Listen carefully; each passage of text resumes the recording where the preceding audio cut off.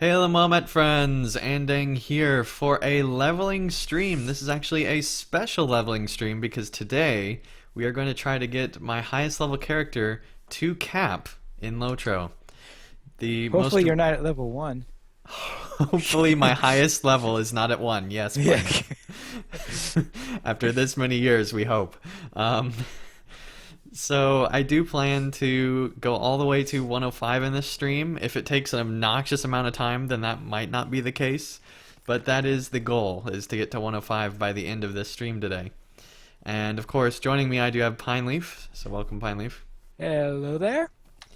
And today we're going to be doing mostly skirmishes. And the reason I'm not at cap is because even after doing all the content of the most recent region that brought in Pelennor Fields and all that stuff with Farinorian, still don't actually have enough to get to cap, or even halfway, really. I mean, kind of halfway, but not exactly, so... That's the thing I don't understand is how you mean you did all of the content? Well, I mean, if I look in my deed log here, and we go over to Quests in Farinorian, I've completed quests of the Beacon Hills deed and completed quests of Tar Drudan deed. Okay. Yeah, it's on the stream, so I'm not making this up. But Okay. Yeah, I guess I had assumed that you skipped some stuff, but all right, but all I'm right. pretty sure I did all the content. So All right. Well, I know that there are a couple of quests over and above the there are extra quests in each of the regions and plus the repeatables, so I right, and guess I that makes did a do a difference. few over in each one. So I've done more than just the minimum amount of quests. Even I think I've done all the quests without repeating quests. So pretty sure I did. I don't know how it happened either, other than just I'm not VIP. So And you did the writer's quests yep. or okay. Yep, I Hmm. know Pineleaf. I don't know how how I'm Yeah, so low of a okay, yeah, level. I guess being at I guess when I did that I was a VIP, so I got the yeah, they're faster, I guess. I suppose so. But Pineleaf, we're gonna do your favorite skirmish because clearly you Ooh. haven't done it enough recently with your skirmish guide. Well, only at 102. If you're so close to 103, shouldn't we do it at 103 so you don't get dinged? I already started it. Okay.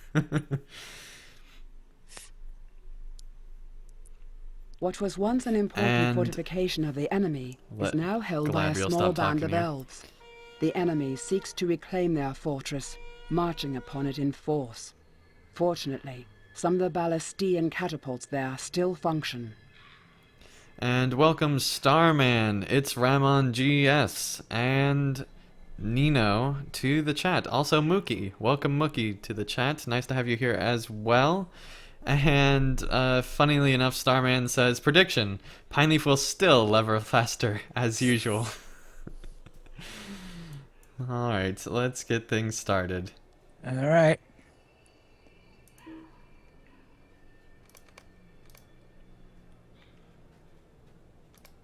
Roving threats of Mirkwood, Yeah, they do tend to give you that quest when you do the but skirmish. you can't actually do it, can you? Well, there aren't any roving threats inside the skirmish. Exactly. Yeah, that's what I'm saying.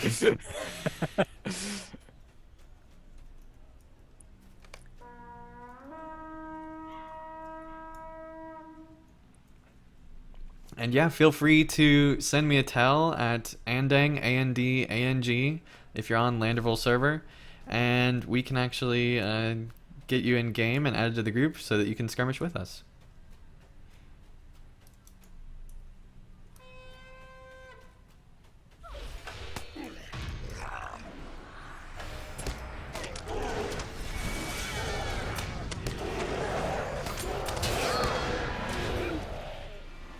And welcome Ole or Ollie to the chat. Nice to have you here.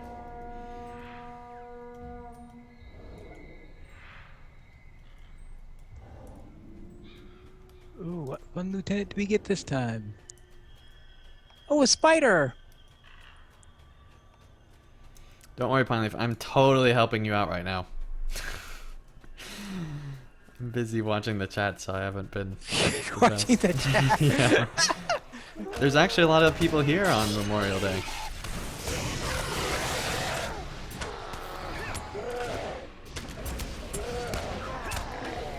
I think we'll actually turn things down a bit here. There we go.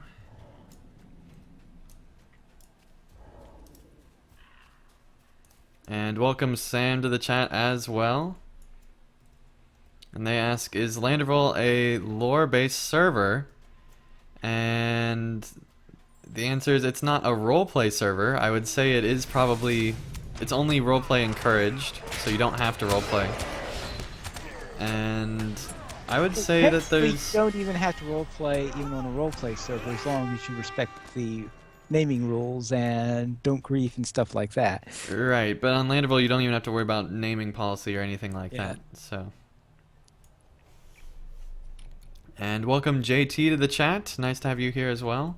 And I would say that there's a lot of people that really care about the lore on this server.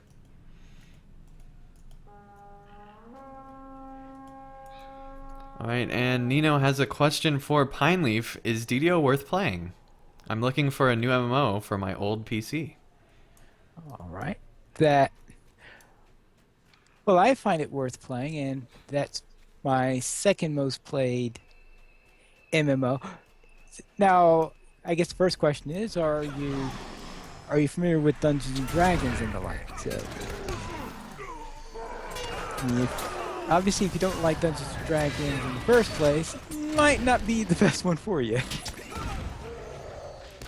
But things do work a little bit differently in DDO. For example, in Lotro, if you have a piece of equipment that once you get past the level 4 piece of equipment or something like that, soon after they very quickly become obsolete. But in DDO, you find yourself sometimes using a piece of equipment for a very long time after you get it because, yeah, you might have something later that's useful or something like that, but I tend to find myself more likely to hold on to a piece of equipment longer in DDO than I do in Lotro. Yeah. And several more people streaming in here. We have Ian. Welcome, Ian. Nice to have you here in the chat. And Panda. Nice to have you here as well. And Ian asks, what if one's not at the same level as you, Andang? As long as you're 5 levels under or 5 levels over within that range of 10 levels, you're fine. So as long as you're 5 over or under 102, which I don't know how you'd be 5 over 102, but you might be a special person. I have a feeling the people at Turbine will want to investigate if somebody is. Well, yes, you might be turned over to the Turbine authorities after the fact, but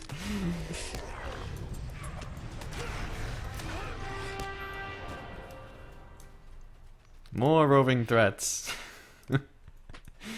that we can't do in this. Even more roving threats. And Starman says, I wish there was a Call of Cthulhu MMO. That would be intense. See, it would certainly be intense. Call of Cthulhu for an MMO sounds... Well, your character... Let's face it. How long is your character going to last? That's a good question. Call of Cthulhu, it's a game where somebody went outside. Nonsense, finally.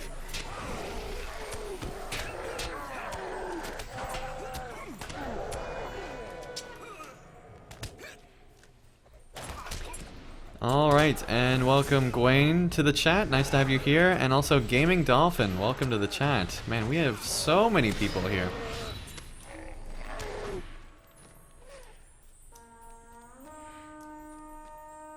Well, I'm not going to be able to make it back to the ballista in time, so I might as well. So I'm staying out here. This is internet history, everyone. Pineleaf's actually not firing the ballista this round. It's the first time this has ever happened online. No, not really.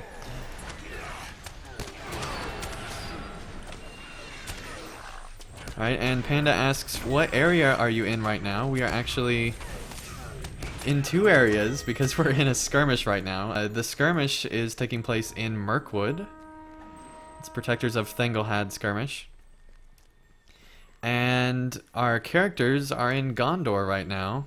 We're trying to get to the level cap since the area did not allow me to get to level cap. And so trying to get from the end part of 102 up to 105.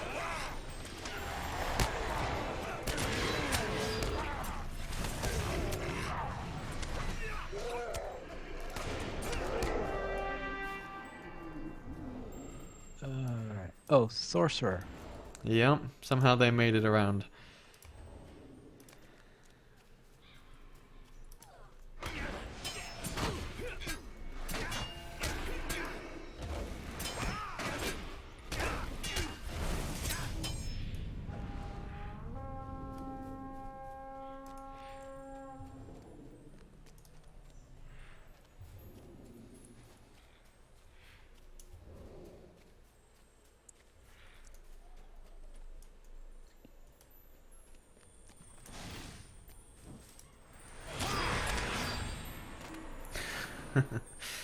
Ah, that was great. One of those. Mm-hmm. Yeah, it sometimes happens in duos. I had one where I literally knocked out everybody.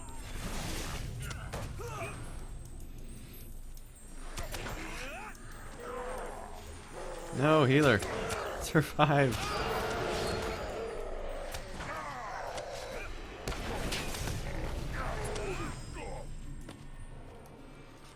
Alright, someone in the chat asked, what's the idea of lore-playing servers? The actual term is, I'm guessing, is role-playing servers. Yeah, role-playing. And the main idea behind that is actually to be able to essentially expand on the story and like bring your character as if, and being able to play it as if you're actually in the world. So making role-play type decisions as if you were actually in the game. And sometimes that takes place with just making a bio of your character and knowing their backstory and that type of thing. Other times it goes a step further and people will actually like post in the chat and actively roleplay with other players as if they're actually in the world. And so they'll have like conversations and experiences and things like that as if they're in the Lord of the Rings, and so they won't mention anything from the real world, kind of a thing. At least nothing that would be inconsistent with. Right.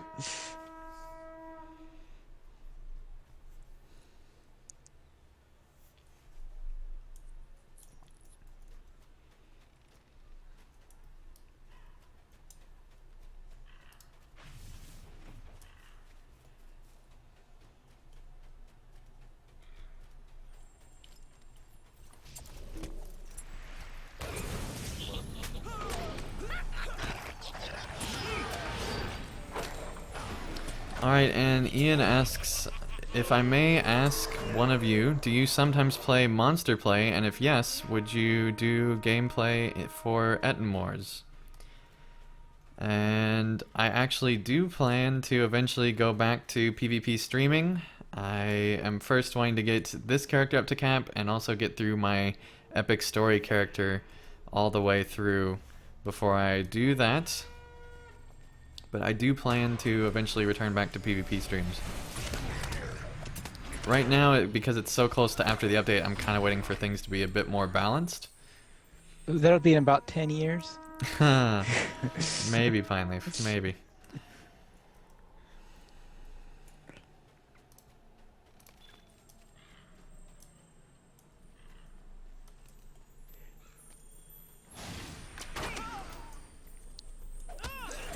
Let's just say that PvP is not exactly Lotro's strong point. No. There are quite a few players there. The community that Yeah. plays through is a very strong community, though. Yes, so. yes, it's strong. Yes, but they make the best out of a system. Right, Out yeah. of what they've got. Yes.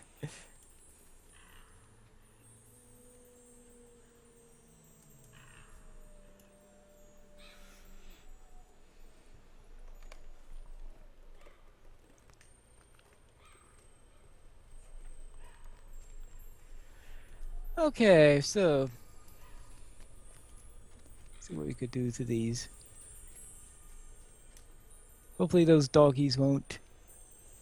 Actually, I think in duo you only get one of those. Don't worry, they only like Hobbit.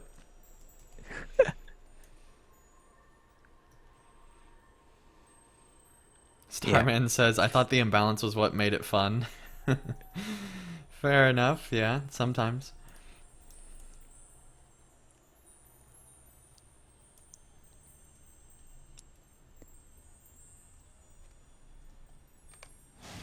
JT says, Andang, I don't want you to panic, but there's someone standing behind you. Yes, I think that's probably my skirmish soldier. I hope it's your skirmish soldier. I do too. Hope it's not someone else. Or even worse, someone standing behind me in real life would be really creepy. Since I have my webcam going too.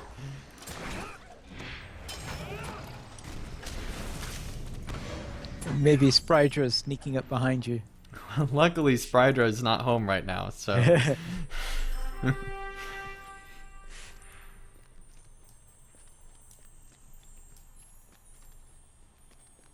Right, and Ollie asks, Andang, what's your favorite region? That's a tough question.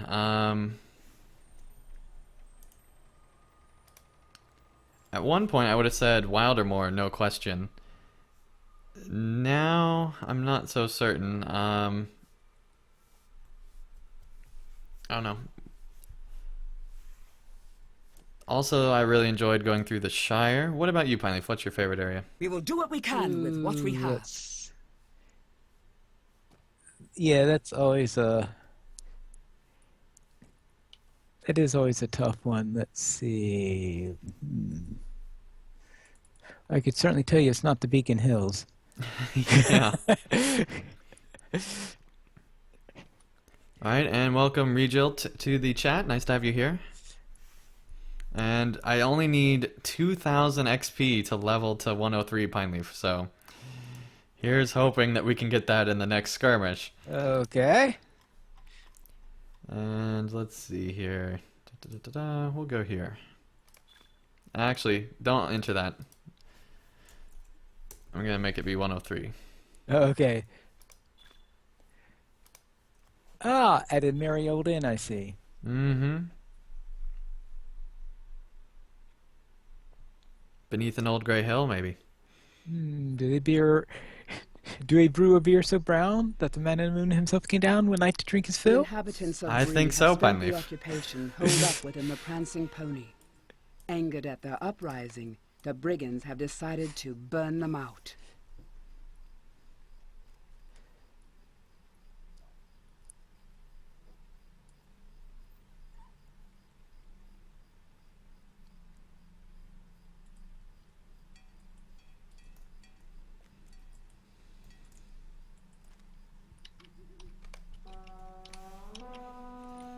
Okay.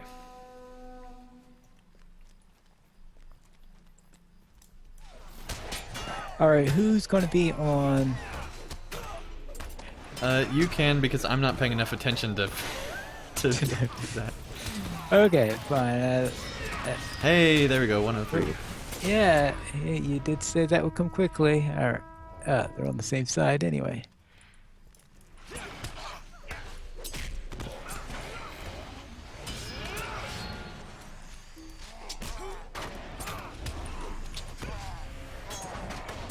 Alright, and welcome Epic Childeer to the chat.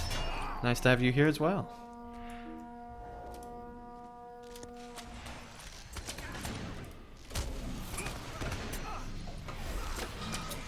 And Gwaine asks, Andang, what is your favorite class? And probably the class that I'm usually playing.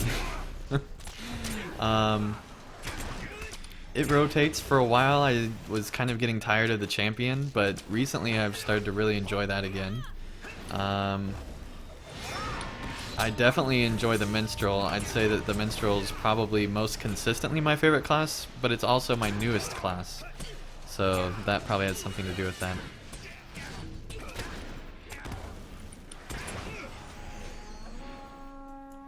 Right, and several new people coming into the chat. Welcome, Mate, to the chat.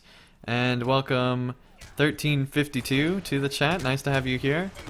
And Mate asks, are you going back to VIP? I don't plan to anytime soon, just because there's no real reason to, unless I want to start doing Freepside PvP. That's really the only reason I would. And right now I'm not wanting to, so...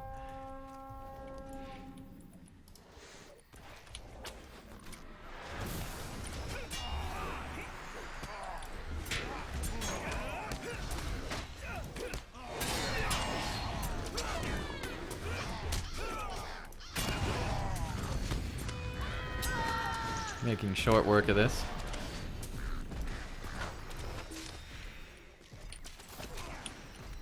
Oh, I didn't notice that, Pine Leaf. Got him.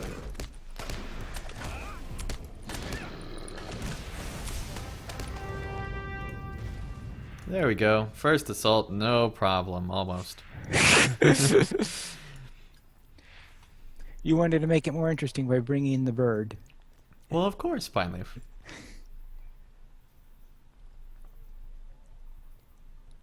Aang's gotta have to heal sometime. Mm-hmm. It's kind of like a computer. You have to tell him to heal every so often or he'll just go to sleep.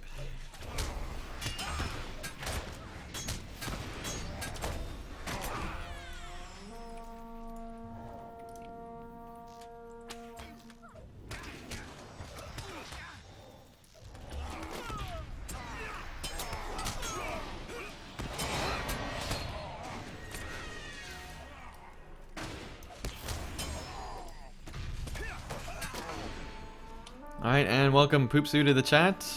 And they say, thoughts on a Lotro progression server?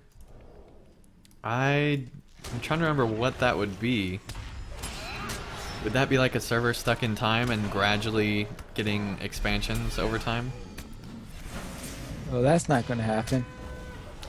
Well, I don't think it'll happen, but it would be an interesting concept. I think I would like to have certain time periods in Lotro again, particularly before the class changes. I think would be an interesting thing to reintroduce.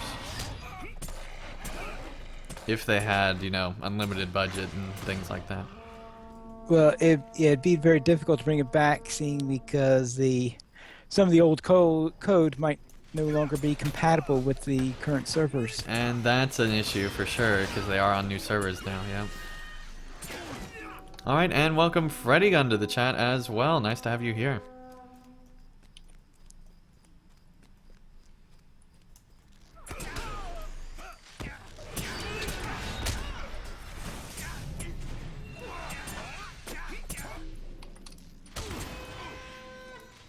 Whoops.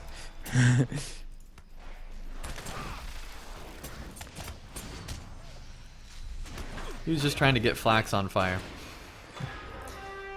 Yeah, He was trying to burn Pinopedia.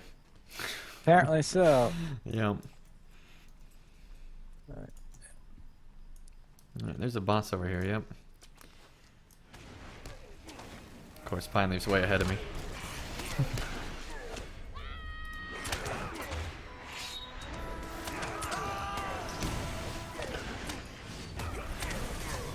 There we go.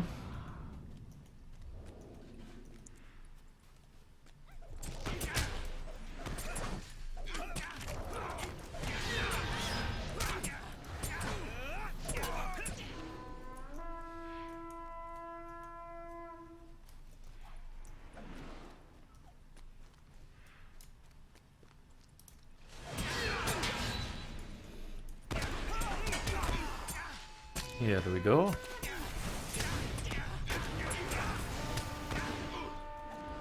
Gaming Dolphin says, do you think Lotro 2 is a thing that could happen?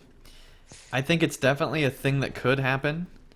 There's a good chance that there is a team at Turbine that's working on something else. We've heard rumors from various sources that that is the case.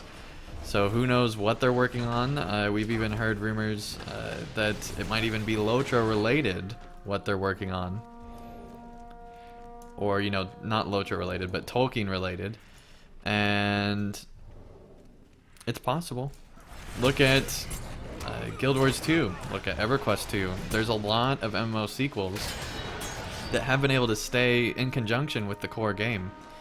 And they've both been able to be successful for a long period of time. So I could easily see a Lotro 2, and I think it would be successful.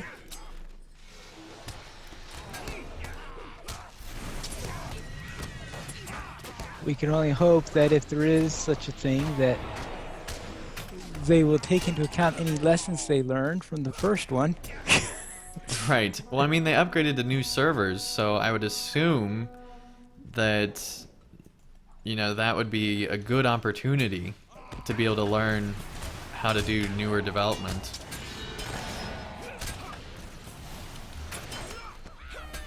Because even though they laid off quite a few people over the years, they still had not laid off people after the whole Infinite Crisis thing finished. So there's still a team that's working on something that is not out right now. So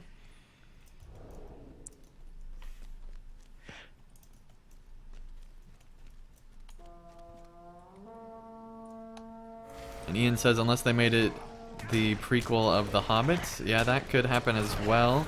I don't know how well that would work as an MMO, but it's possible. I think there'd be enough going on in the world that you could, if you made it at a smaller or a more one-to-one scale, I think that that could work pretty well.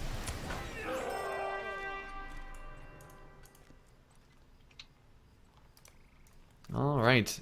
Skirmishes don't give much XP when you're level 103.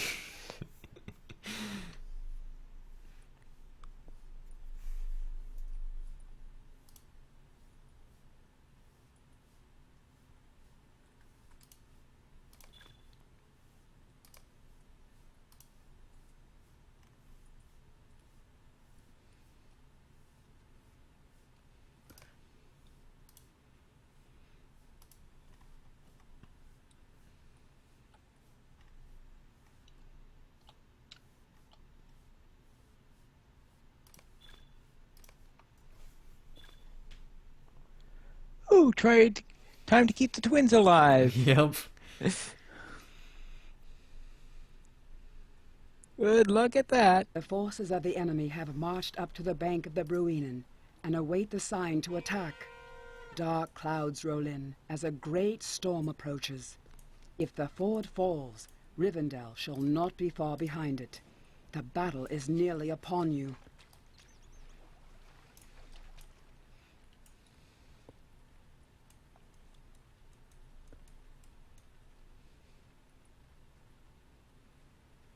Gaming Dolphin says they could make one as a LOTR side story, Lord of the Rings side story, like Shadow of Mordor. That's true, they could if they wanted to. And Poopsoo says, well, I heard that Turbine's contract with Lotro ends in next year. Is that true? Oh, the number of times it's ended and's been renewed is quite a quite number a few of times times. already. So, And also, something that a lot of people seem to forget when they bring that up, or just don't know when they bring that up, is that Warner Brothers has rights to Lord of the Rings. Turbine is a company under Warner Brothers.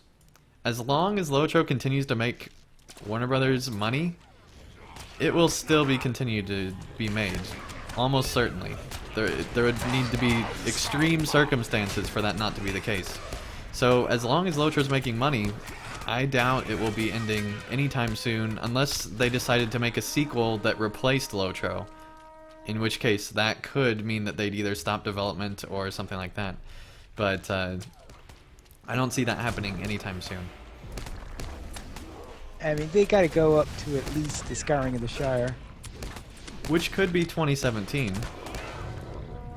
No. It would be tough to get it all in there, but if they had to, they could make it be 2017. And yes, finally, if I'm going after the filers, because I'm a crazy person.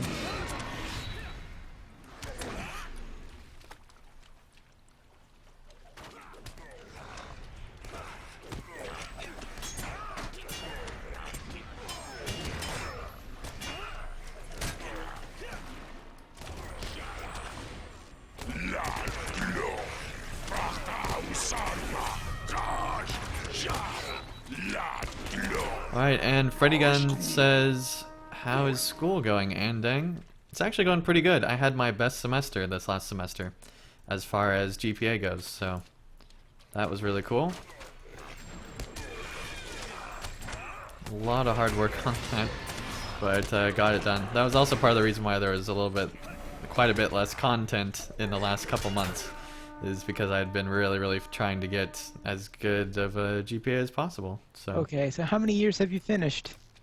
I have finished 4 years. I will be graduating in the fall, actually. So Ah, okay, so I switched from an engineering major to a journalism major. So I had thought that you started at journalism.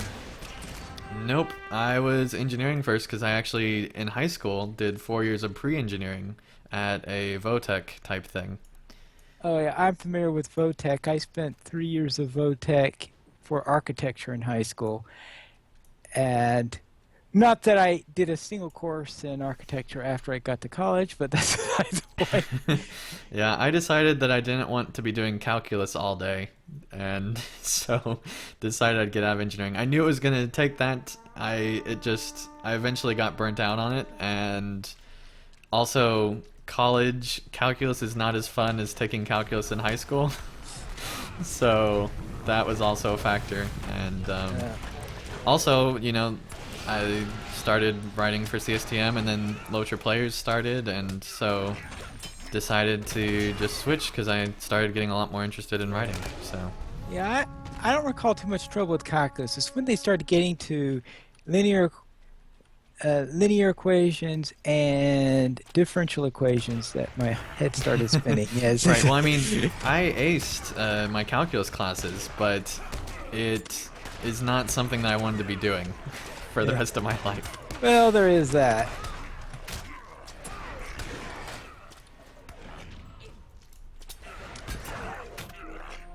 And welcome Pedro to the chat, and Pedro says hola, and I say hola right back to you, amigo.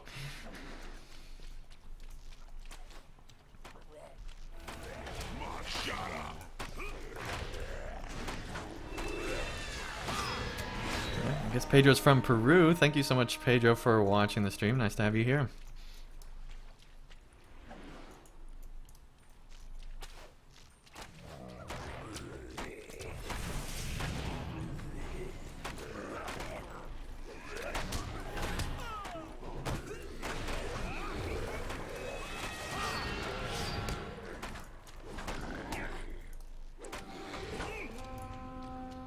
I see someone running towards some defilers. Yeah, who would do such a thing, finally? Man.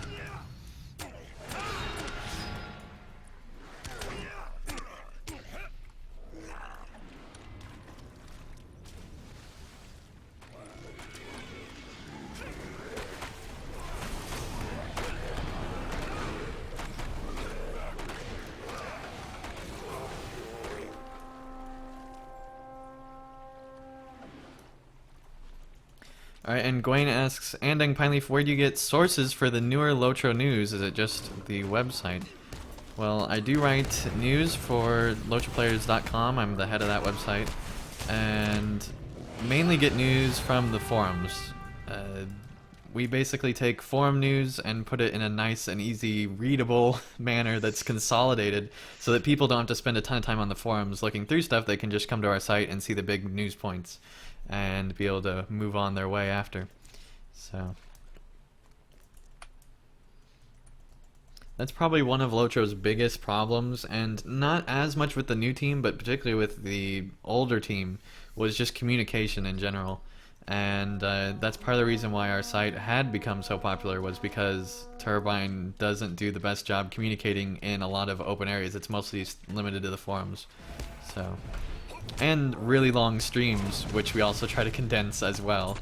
So we'll watch through a 2-hour stream so that people who don't have time to don't have to. So. And we also, when we are really interested on things, we'll try to get interviews with developers and things like that, which actually has happened from time to time.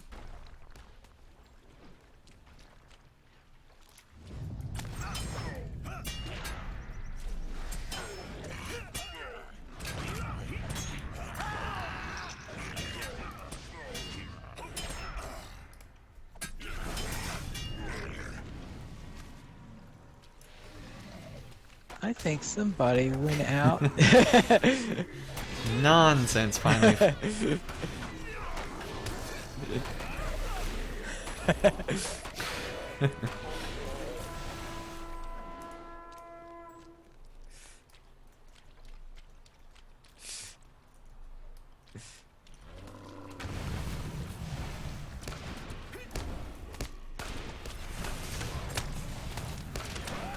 And Freddigun says, good luck with graduating. Thank you.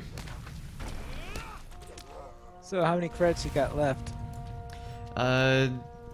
Depending on how much my internship gives me, depending on if ends up being a 2-hour or 3-hour internship, will depend on if I need to take 15 or 12 hours next semester.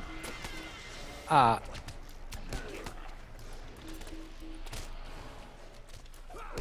But it looks like I only have to take 12 hours, so that'll be kind of nice.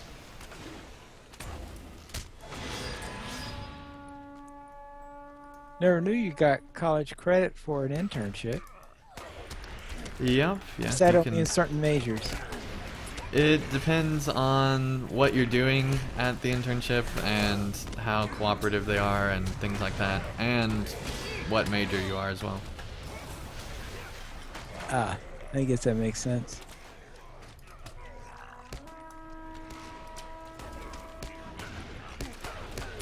But yeah, I'm not getting paid at this internship, so I better get college credit. Ah, okay. So, Yep. so it's a different type because I think in my field it's more usually once they get. Yeah, it depends on paid. what you're in, yeah. And it also depends on what college you're going to. Some colleges just won't allow it, even if, or you know, some universities won't allow it, even if others do. So, just depends.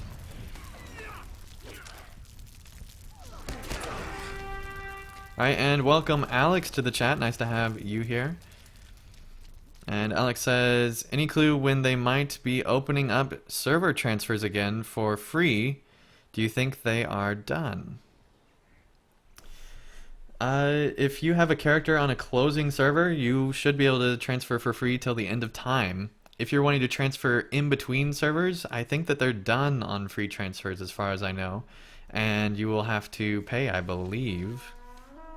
I've not heard news about that recently though, so I don't think that they've actually openly stated, but I think that there is still a transfer schedule, but I don't know if that was abolished or not. Well, I don't know if they came to the end of it yet. Yeah, but it's supposed to end around June or July if I remember right. That was a long time ago when I covered that though, so I don't remember, and they haven't not talked about that at all since then, so. That's actually a really good question for Turbine. So I'd recommend putting that question on the forums if you're really curious about it. And congrats on the level, Pineleaf.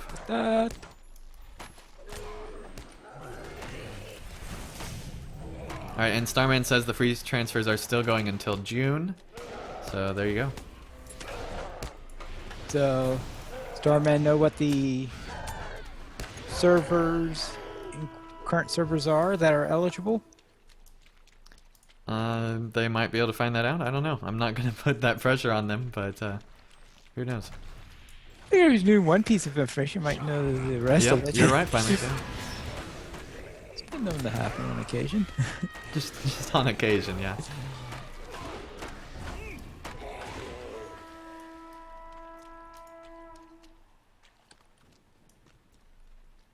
Lieutenant of the enemy.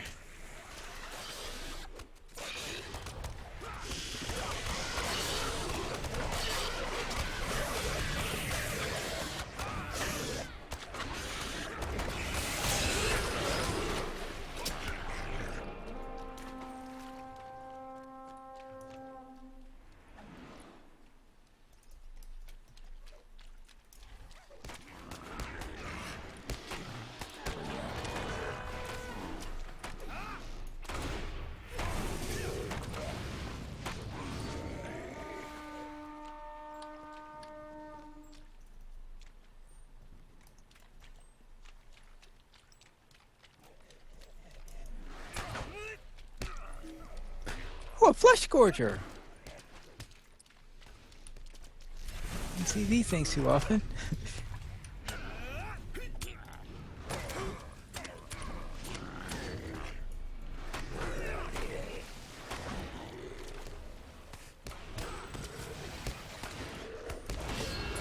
No, you don't. Hey, completed Flesh Gorger Slayer. That's great. Yeah, that sounds about right.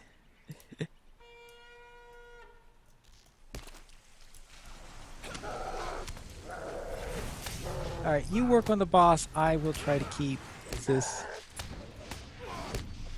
Sounds good. That was... I wasn't gonna mess with the troll.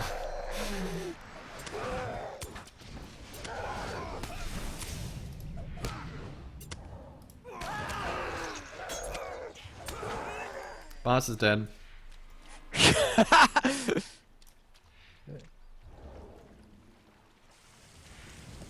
Shield is down. Nice.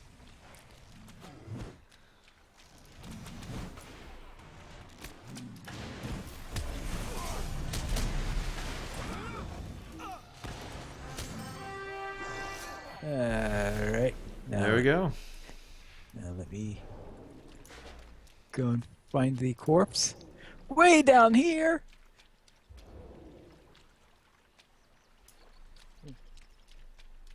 Where's that corpse? It's over here. Oh, okay. One dead orc. And then run all the way back to the dumb brothers that won't move on us. Alright, and Starman says April 1st to May 1st, Landeville and Billiger, May 2nd to May 31st, Quick Hollow and Cyranon, and June 1st through June 30th, Gladden and Laurelin. So there you go. If you're on Gladden or Laurelin, you can transfer, and if you are watching this in the very, very near future and you're on Quick Hollow or Cyranon, then you can do that now as well.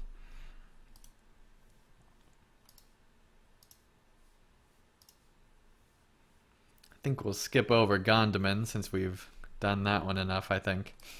We've done it once or twice. Yeah, just once or twice. All right, and welcome the Assassination to the chat. Nice to have you here. Please spare me.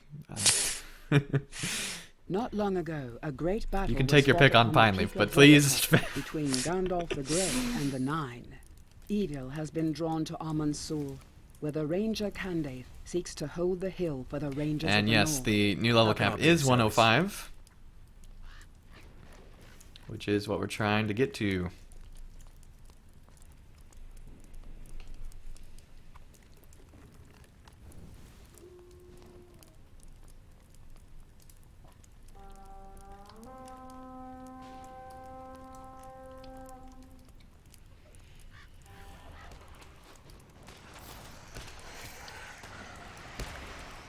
Alright, let's get things going.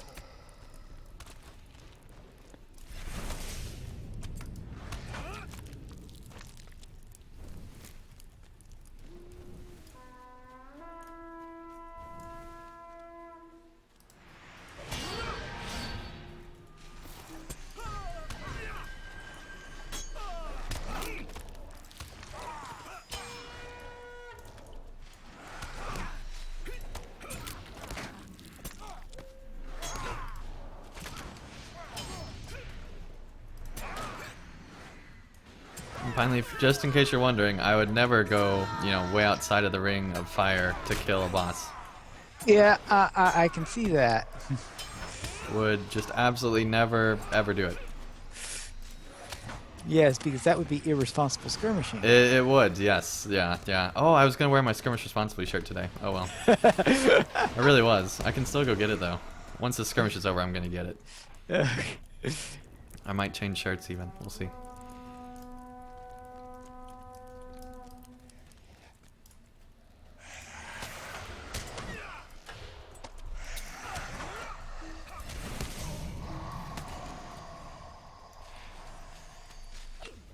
See, that's the trouble, finally. If I wasn't wearing the shirt, that's why I wasn't skirmishing responsibly, see? Clearly that'll make the difference. I'm sure it would.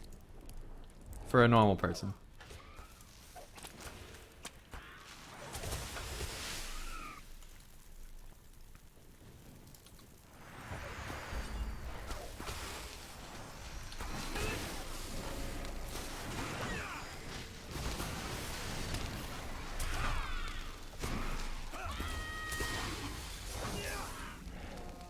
Alright, and welcome Med into the chat. Nice to have you here as well.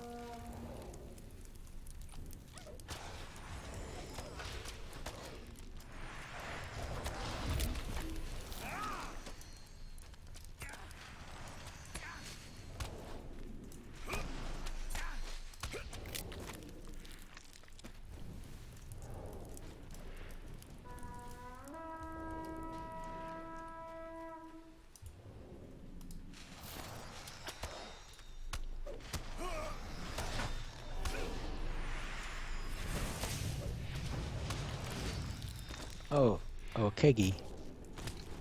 Yeah.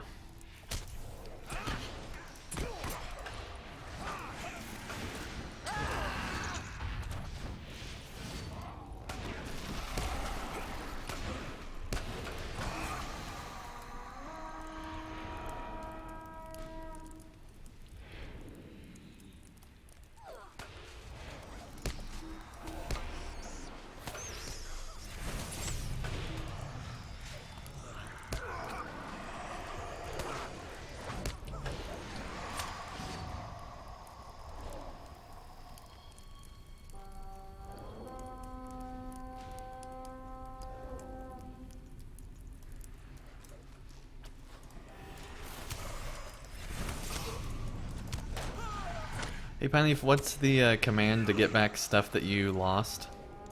So, like, stuff that your character is supposed to get, like, in the boxes at the start. /reclaim. So, yeah, /reclaim, Gawain, can allow you to get back the title stuff and all that stuff in case you deleted it earlier. Now, if you created a new character, that new character will not be able to have that anymore because the time period, I guess, ended for that according to the chat, so...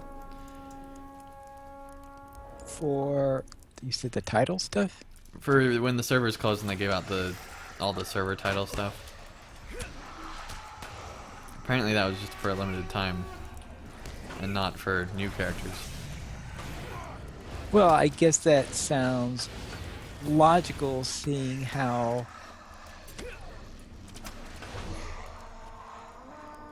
the nature of the letter and stuff like that. Yeah. That, hello, you'll soon be having some new friends. Or, hello, it's time to think of a new server to transfer to. Yeah, it's sort of new characters. Yeah, exactly. That doesn't make sense on their side. Though I must admit, I don't think I've tried /reclaim since then. And Poopsu says, by the way, did Cascaval quit? And as far as we know, he might return at some point. I really hope he does. I really enjoyed his videos. He and I actually created channels around the same time, and our channels actually grew to about the same size around the same time as well. So it's sad to see him go. Hope that someday he'll return. I think I'm trying to remember if it was him or someone. No, it was one of the other Lotro YouTubers that actually returned recently with another video. So But hopefully Cascaval will do that someday. I would love to see him return. He still has some of his old videos up. He took down quite a few, though.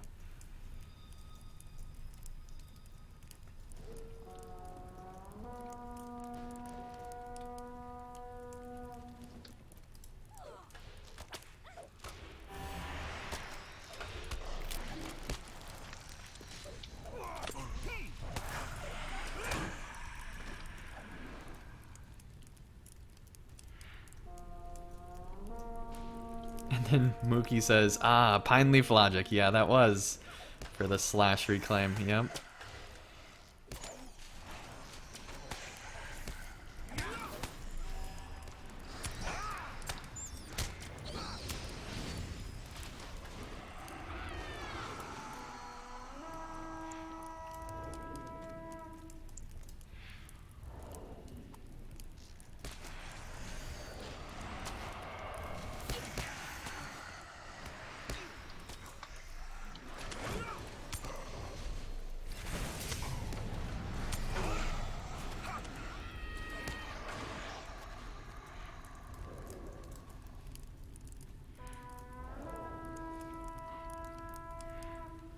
Just that if you ever use slash reclaim, if you're a character that gets a great deal, that when you first start a new character, make sure you leave plenty of space open. Absolutely.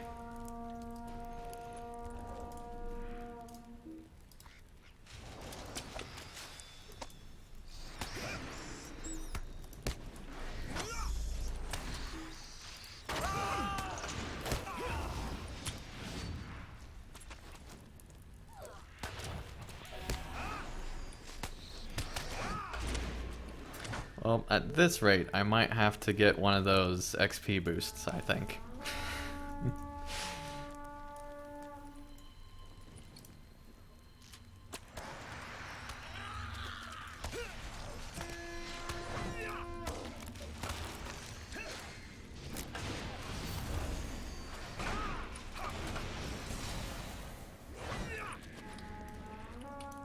What, you're not getting close to 104 yet?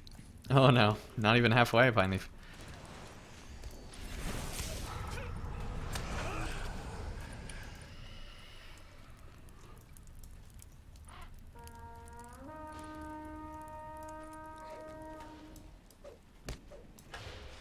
Technically not even a fourth away, but I'm pretty close.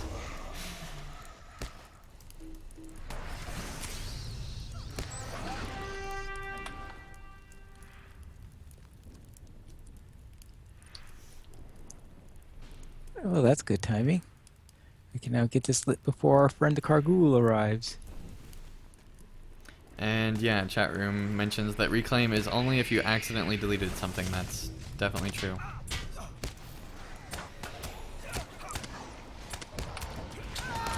As opposed to... I don't know, Pine Leaf.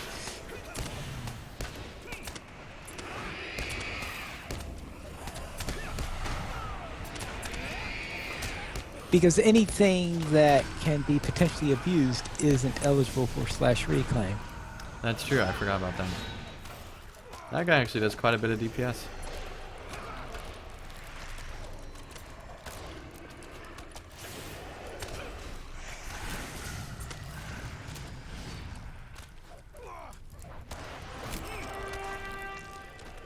There we go.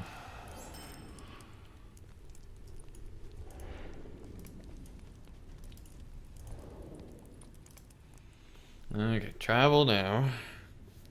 And Pineleaf, you stall. I'm gonna go and get my skirmish shirt. So I'll be back. Stall? How can I Yeah. stall? Tell that one poem you know. That one poem that I know. I've got no idea what he's talking about. But then we were talking about ending, I guess. So therefore, welcome everyone. And as we wait for ending, he is currently getting a new shirt to check with us to see what is available there. Unfortunately, I don't have the chat window open because I don't exactly have the best bandwidth, and I found that if I keep chat windows open and all that stuff, my bandwidth goes. So therefore, I tend to avoid that these days. Actually, now I think of it, I have been known to keep it open for some of Corey Olsen stuff. Let's see.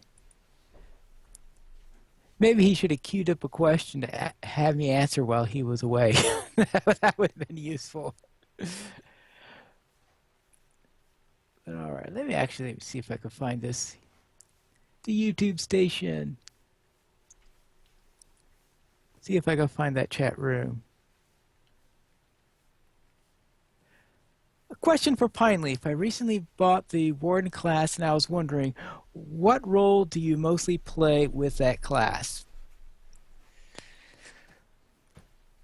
Well, normally when I am on the Warden, I tend to be soloing, but when I am playing a role, I tend to be playing sort of a light tank, meaning you're tanking in a small group, or perhaps doing a off-tank type situation where I'm handling stuff on the side that the main tank should be keeping away. Those are the two roles that I tend to den.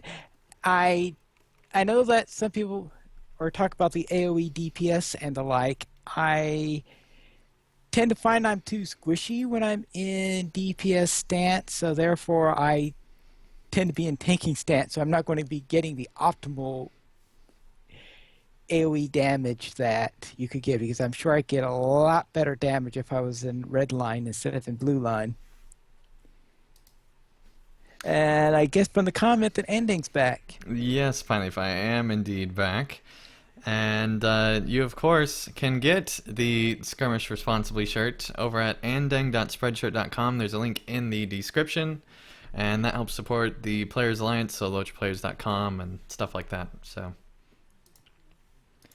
alright, let's see. XP boost. Okay, I think 200% is the top that you can get anymore. So Wait, there used to be more? I think so. Yeah. So I have enough turbine points for one of these, so let's go ahead and do that.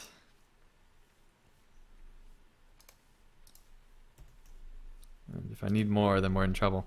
Well, I'm not too sure you'd want to buy more than that. I mean, if you bought a packet of 5, you'd run out of space well before you used up 5 of them.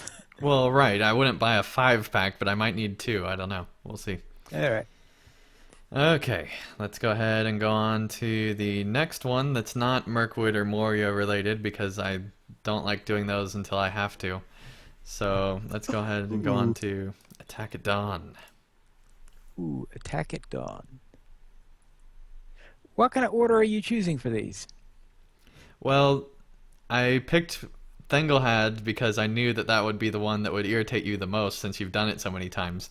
And then from there, I've been going kind of sort of in order. I went back up through the top of the list after that. So.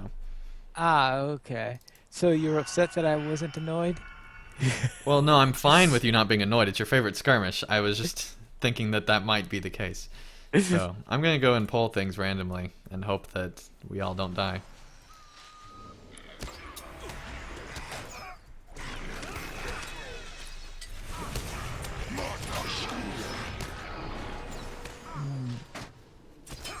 I sense a falconer in the area. Yep. I know, understatement. Beware the falconer! Beware the falconer! Yeah, indeed. Yeah, and that reminds me, Tales of the Free Folk is a roleplay show. Some of you are wondering, what is roleplay? We're actually doing a live-action roleplay show that, where we are just using webcams online. We're not in-game, but we're pretending we're in-game, which is super nerdy. Possibly the nerdiest thing you can do. Yeah. And, Yeah, and we're going through with just all sorts of awesome story stuff by Greymaster. Is our GM. He's telling all sorts of awesome stories. And we do that every 2 weeks. You can find these episodes at lotraplayers.com. Just go to the shows tab and it'll have all our different shows, and click on Tales of the Free Folk and that'll take you to all the Tales of the Free Folk shows. Or you can go to the Players Alliance YouTube channel.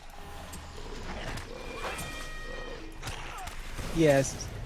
Essentially, we're doing Lotro as a tabletop RPG game. That's right, yeah.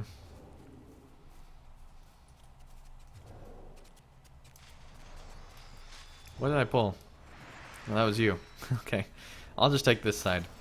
Well, I was taking the last one that we needed for the center. Okay, you do that and I'll have this side taken for you. Alright, and just a reminder, feel free to send a tell to A&D ANG if you want to join us. Be sure to specify in your tell that you want to join in the group. And the reason I brought that up again is because I just got a tell from someone, so maybe they will be joining us in the next skirmish.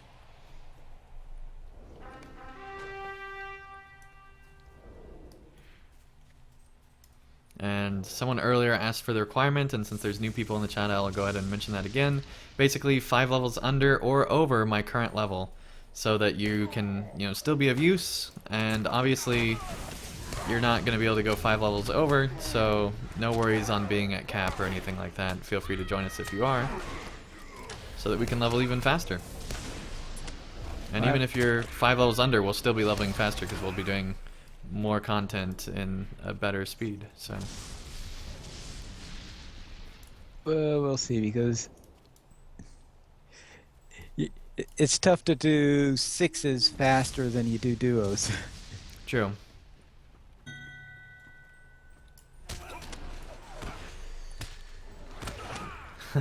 The person that just sent me a tell said that they're only level 1, so they would join us. Yeah, that's a little low. They would join us if they were a higher level, they said. Yeah, level 1 would be tough.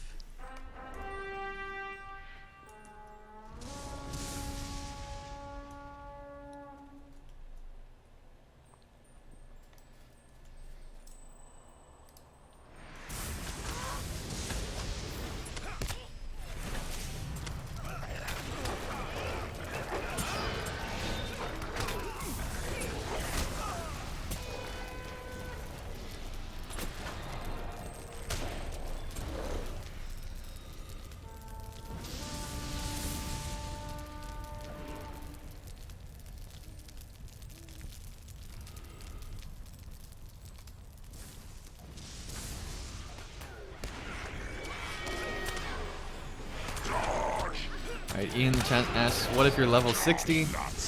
Also a little bit too low for joining us.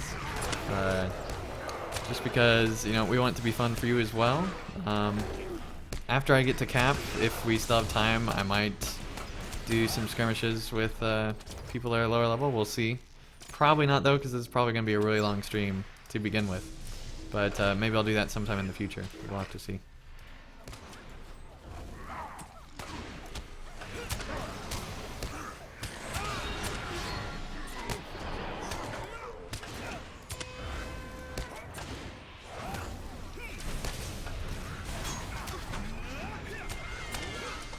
Starman says, tell them to buy the Gift of the Valor. Please don't buy the Gift of the Valor to play with me. That's a lot of money for that. Don't do that.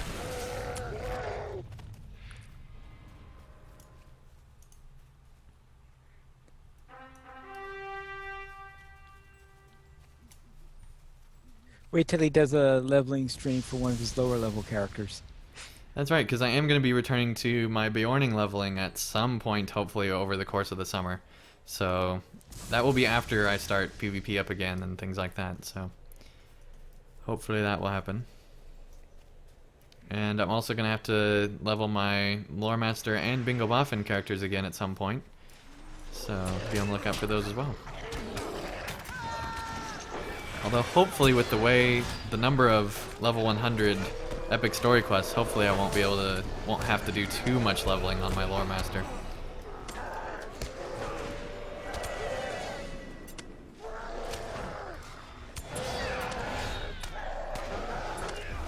And Ian says, I'd rather enjoy the journey of leveling up. Absolutely, Lotro is 110% about the journey. And there's really not much to do once you reach level cap. There are the new instances, but other than that, not much to do.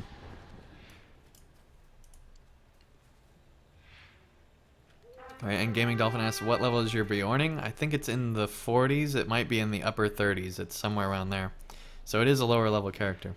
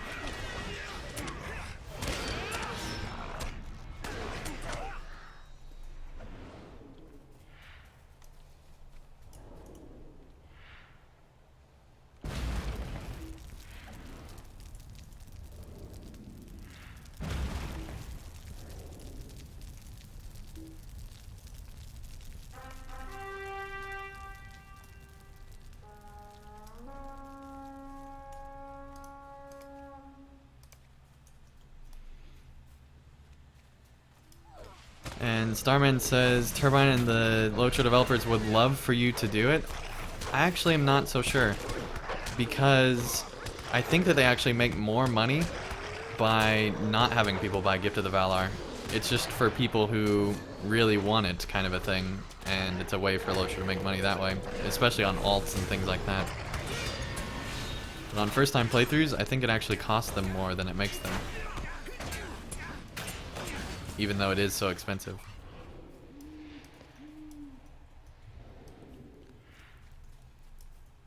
There is an encounter back here, isn't there?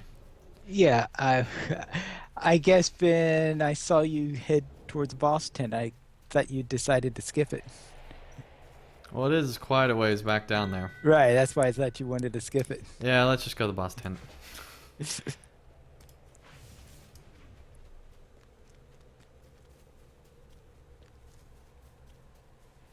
Alright, and it looks like Zinger might be joining us later, Pineleaf, so that's exciting. Okay, oh well. So much for that, yeah.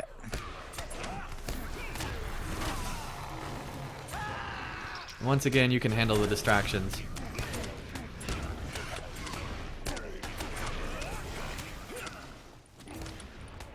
Wow, you still have aggro. That's impressive.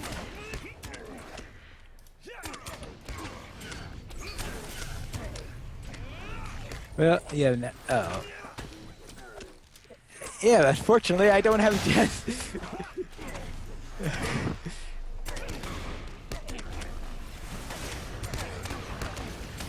Alright. There we go. Okay. There's that. Just burn down the boss. Of course, that doesn't work in some of the larger group sizes. Alright, and Gwaine says, could you see when you see the Sandang? I want to see the delay time. It should be about 30 seconds. Anywhere from 30 seconds to a minute. Oh, I had 2 loot boxes drop? Wow, really, Pineleaf? Actually, let me see what's in those. Assuming I've got any keys left on this server. Let's see, at least one of them was in this skirmish. I don't know if the other one was in the previous one. Let's see. Alright, let's see what I have in my vault.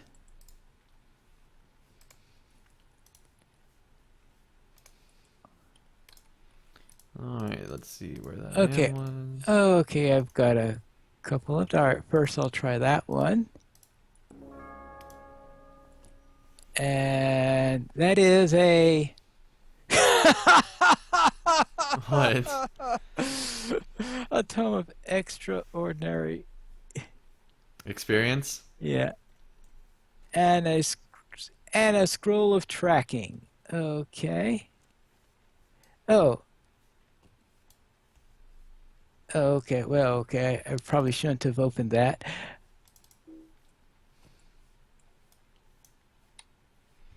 Okay. Well.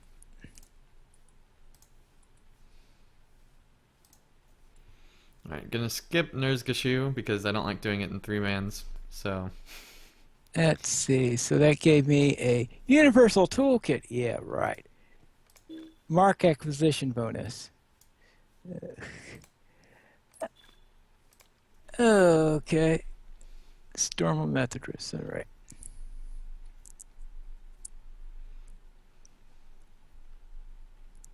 While the Grey Company journeyed south to the aid of Aragorn, we came upon a Dunlending hag named Gwillian, called the Old Woman of the Mountain. She sought to raise an army of ancient evil to aid Okay. the White Wow. Hand There against are. Rohan. There's a shepherd It of was our filth up duty, ahead, a zealot of Amron's and mine, pain. to keep her at bay. Well, since I accidentally started this tracker, I might as well look at to see what lieutenants we're going to face yeah, it'll be all kinds of fun. for 5 minutes.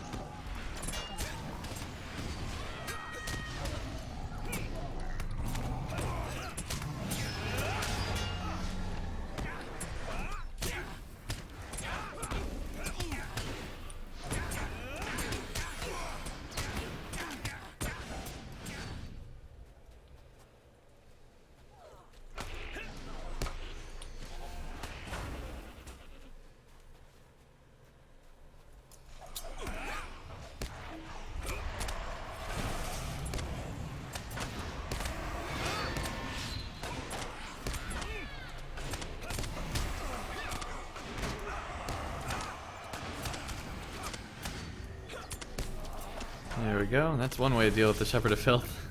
Just get a fellowship maneuver on him. Alright. Yeah, that helps a bit.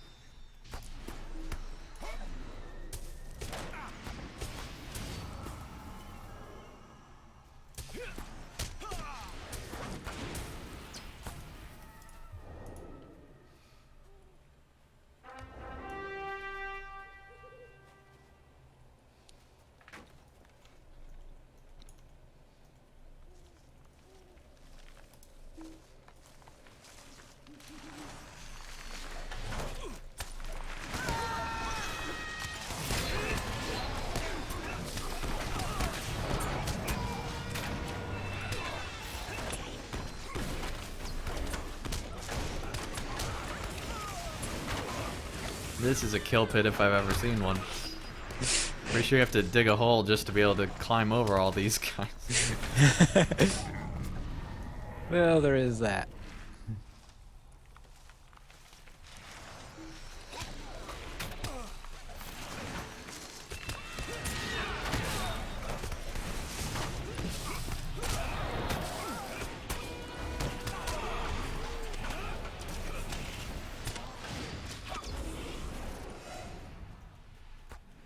It is great having another DPS in the group.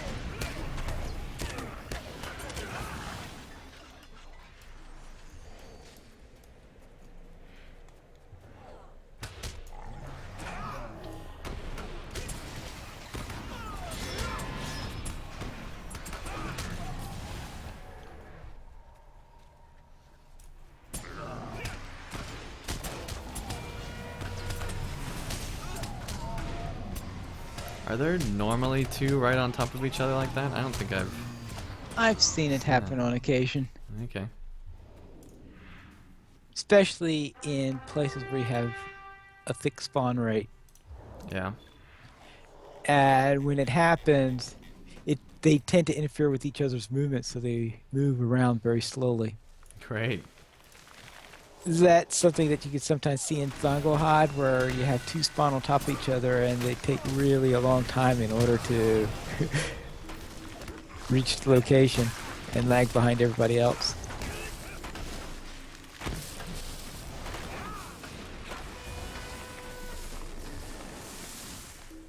Oh my gosh, someone just bought Blessing the Valor to play with us, finally. Really? Really?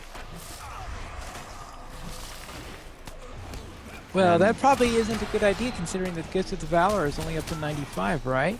Uh-huh. It'll be an And- interesting... And that you said that no more than 5 levels below us, which would be 98. Yeah, I think I'd make an exception for this, though. But we could definitely use more people to help us fill out the fellowship. In other words, to make it go more slowly. In other words, to make it go more slowly. But, you know, it's a community leveling process, too, finally. It's not just all about leveling. Oh, they're joking. Okay.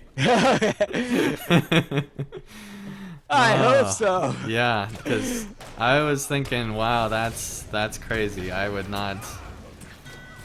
I hope no one does ever, because I don't think we're worth like $50. That's a lot.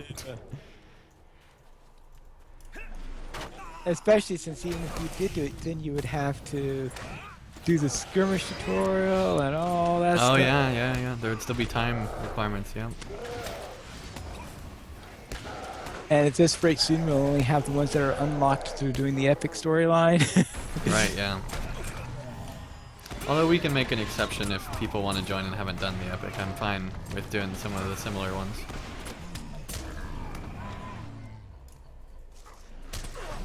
And then having to go to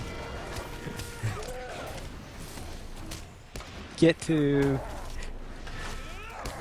they say, oh, now how many turbine points do you need to spend in order now to unlock all those skirmishes? Right.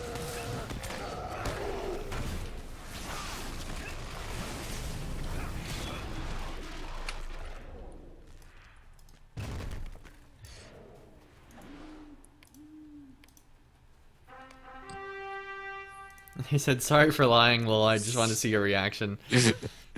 It was worth it, I think. I think that was funny. So.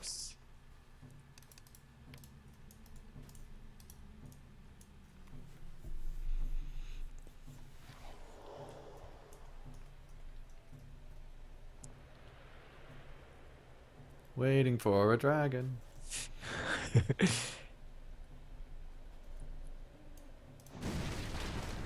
Will this one do? I guess so. It's more of a drake, though.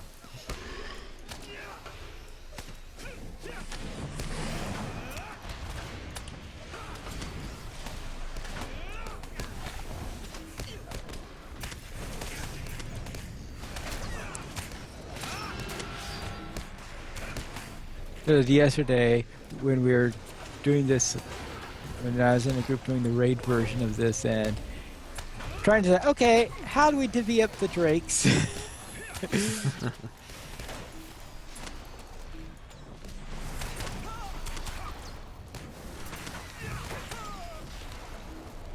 Ian says, "What's wrong with her face?" She's the old lady of the mountain. She's old. I don't know. Yeah, she's pretty creepy. I think part of it is she has a lot of face painting and stuff like that going on. Well, there is that too.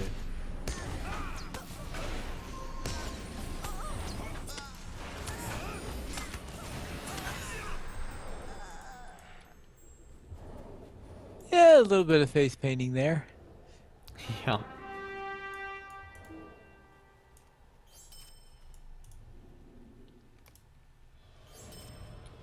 Ah, wonderful amount of XP. All right.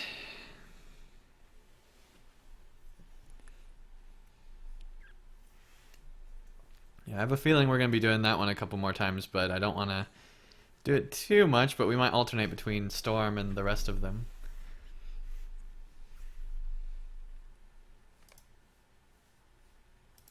Because it does seem to be the most XP for the amount of time it takes.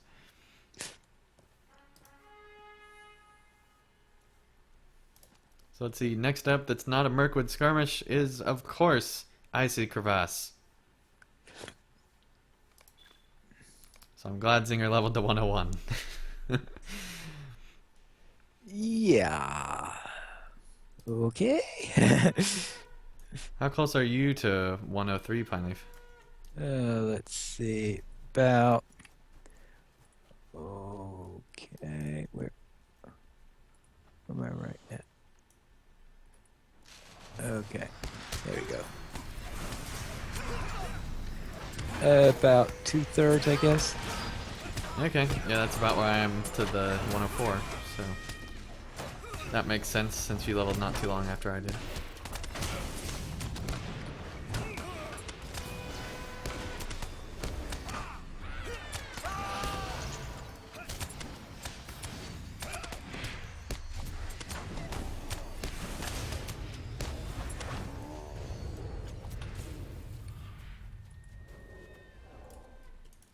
This will be interesting to say the least.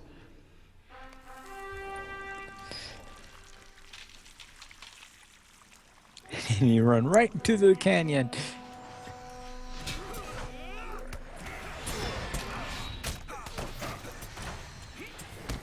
The quicker you damage them, Pineleaf, the less time they have to damage you. Well, there is that. But if Wow, we had, Pineleaf actually bought that. Wow. well, we don't have any minis in the group. If we had any minis in the group, it would be irresponsible. Well, it can't be irresponsible, Pineleaf, because I have the Skirmish Responsibly t-shirt on. Although this Priest of Vengeance might change things a bit. I'm gonna try to pull stuff away from the Priest. Okay.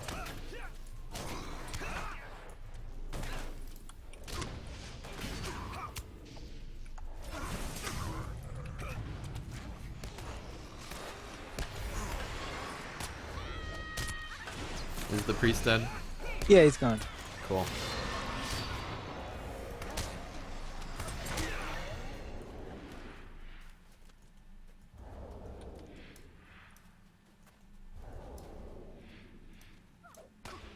Ian says, great, now the chat's filled with talk about Gift of the Valar.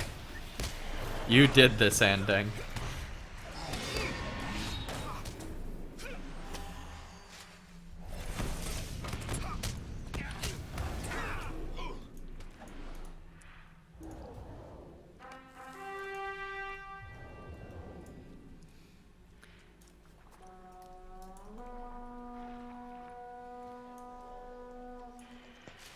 Oh, Frigid Squall, how cool.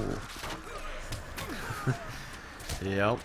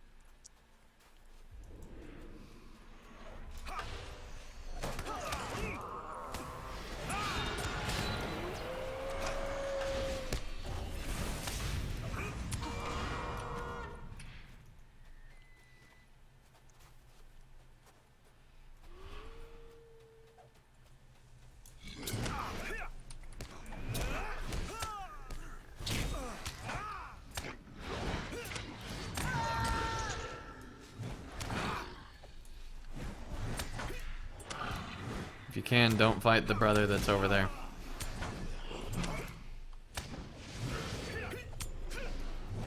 Oh. Oh, I was busy fighting the other mobs in the area. I didn't even know there was That's a brother fine. there. Yep. That's fine. Where's the encounter?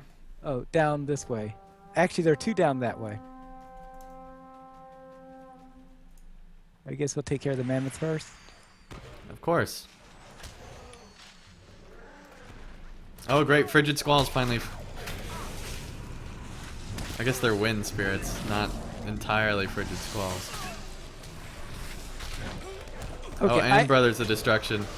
okay. This is bad. I had thought that when you said you wanted to do the encounter, that you meant not go anywhere near the. They were coming at us because Zinger was still too close, so Oh, it was... Zing- Yeah.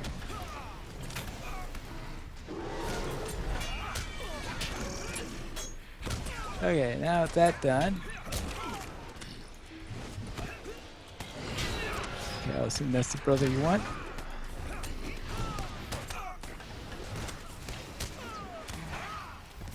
Okay, that's one less problem.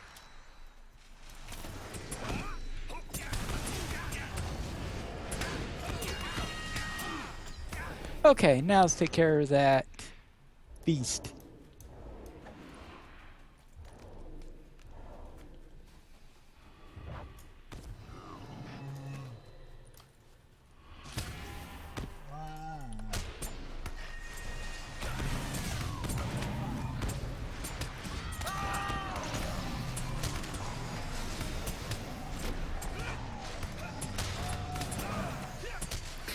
Zinger says, sure, just blame the hunter. Yep. Now, when has anyone ever blamed Yeah. the hunter?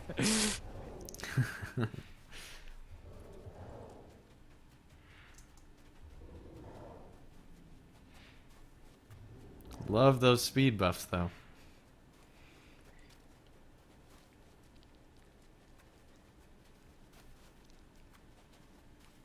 I'll see if we could survive the boss fight.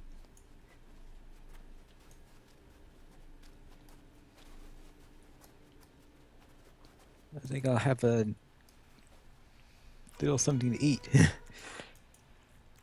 Yeah, I think that's a good idea.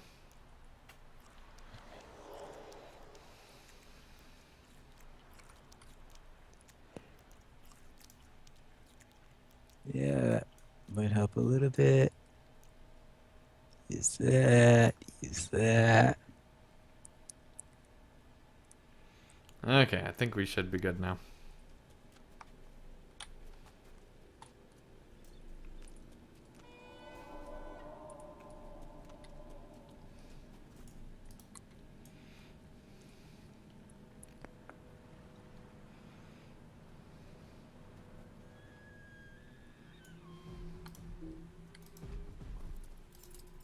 It looks like a pretty valid target to me.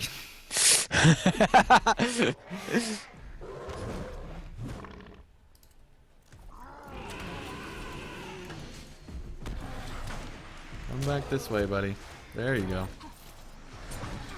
Nope, not that way. Yuck. Well, that was quick. I'll try to intercept our friends here.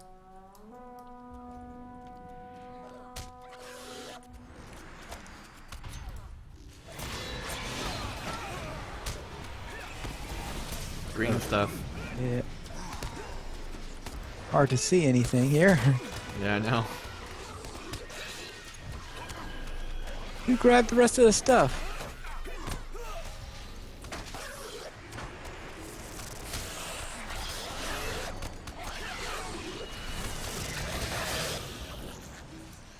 Okay, are all the rest of the mobs down? Not quite. Still not quite.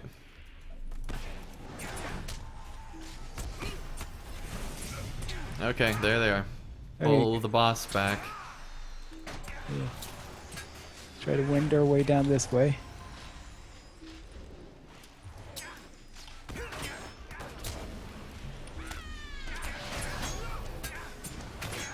There we go. Alright, that's one round down.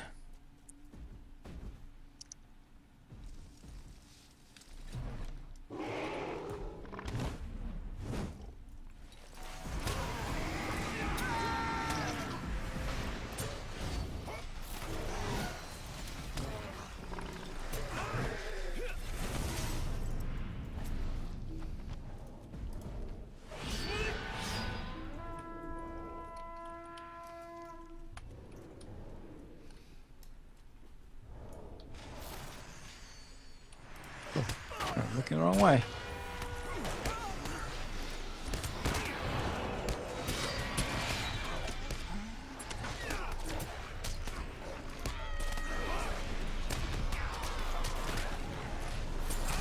Oops.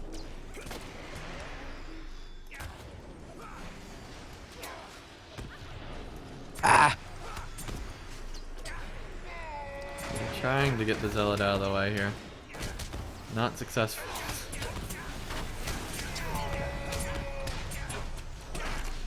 Anyone else has in the zealot around? It's not. Okay. I don't think so. Oh, green stuff. Okay, he's down. Oh, that helps.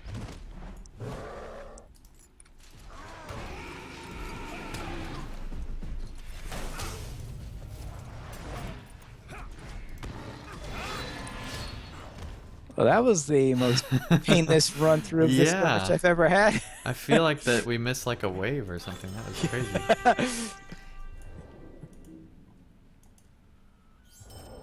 Immensely fast.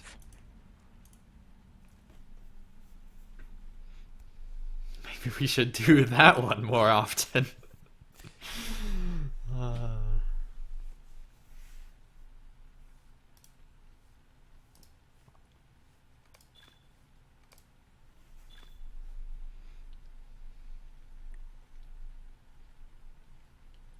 While war raged in the south and the rangers of the north were absent, brigands and ruffians took an opportunity to wrest control of Bree.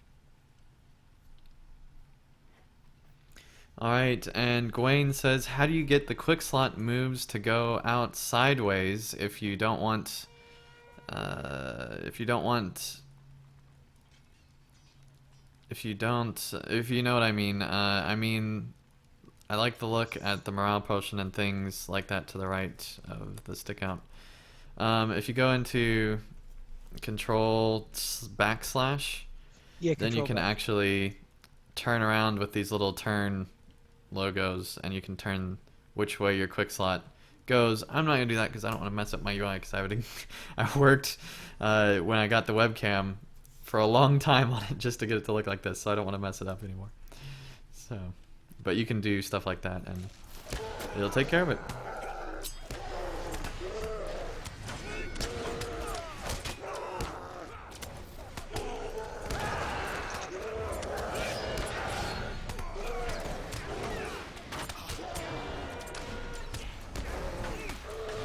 Maybe we had an easier time with the Icy Crevasse boss fight because we remembered to get all that buffing up done. Well, and I think we partially got luck of the draw type stuff. Well, yes, we didn't get the really nasty lieutenants, because sometimes the lieutenant can really, or even the mobs, because getting a bunch of those wind spirits is really annoying. Yeah.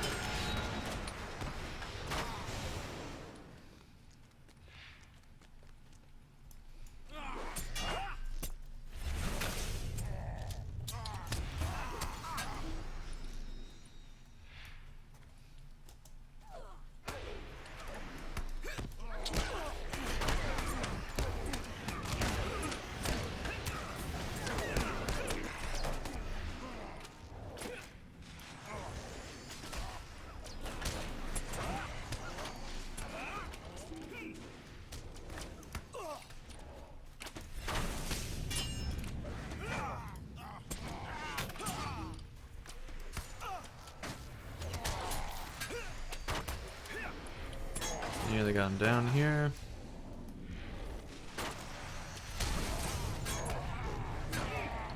There we go.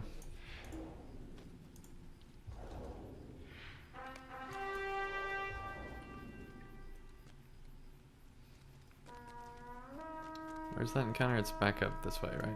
Yeah.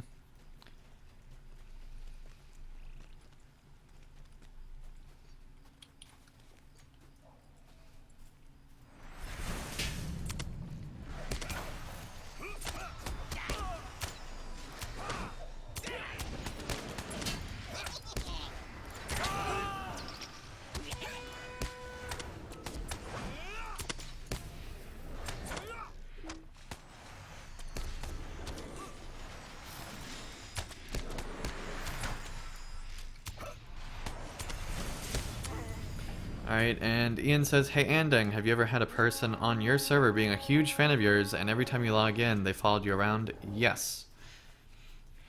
And just in general, typically when I log in on my main, I'll get tells in general, but there was one time when there was somebody that followed me around in game quite a bit. And they actually, the main thing is typically if I'm doing like a stream or something, people will try to get in front of the shot and like, you know, try to block the shot just to be on it. Which, if you're doing something like weather stock, can be kind of annoying. Yeah, I remember one time when I was streaming weather stock where someone was standing in front of the camera saying, "Hey, Mom."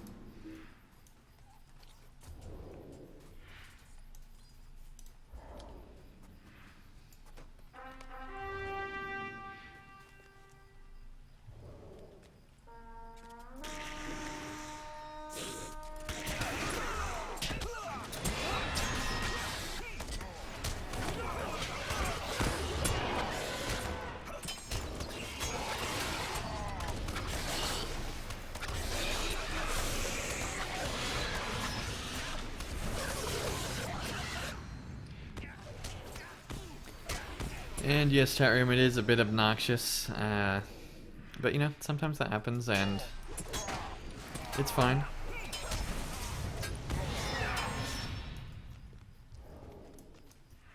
Alright, getting close to 104 now. That's exciting.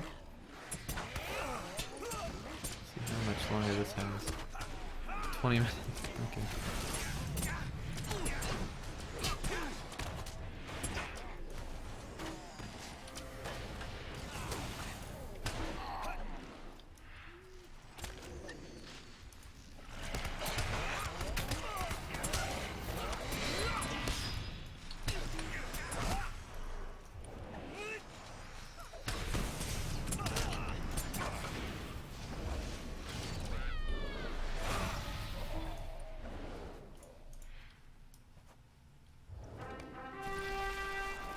Now, for the person asking about DDO earlier, one thing to note about it is the style of the dungeons tend to be a bit different than they are in Lotro. You're more likely to have puzzly ones, for example, since it's D&D.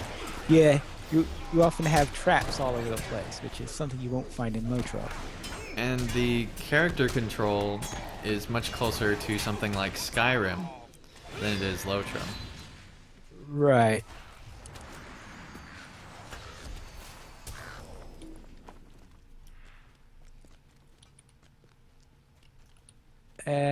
What about this guy? I didn't realize there was a guy. I wasn't paying attention.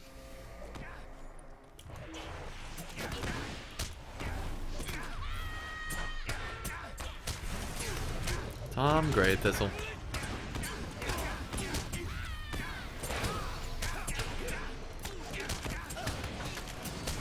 And in fact, the Inn of the Forsaken was designed by one of the members of the DDO team, which is why it has a lot more traps than you would normally expect in a Lotro instance.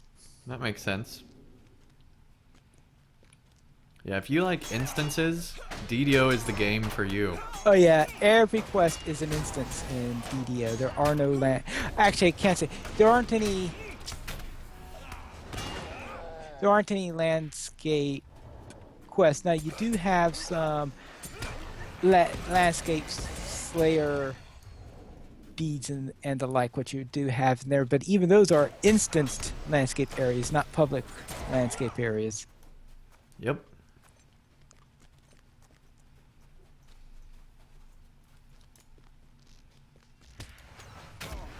And the dungeons in DDO, they do scale. But the scaling, the maximum group size is 6, but they scale from 1 to 4. So if you have more than 6, usually you bump it up. You bump up the difficulty or something like that into it, because you'd run it on heroic or epic. You could more easily complete it that way if you have 6. So most of the instances can be soloed, and it's just, well, monsters are a little bit easier in that case.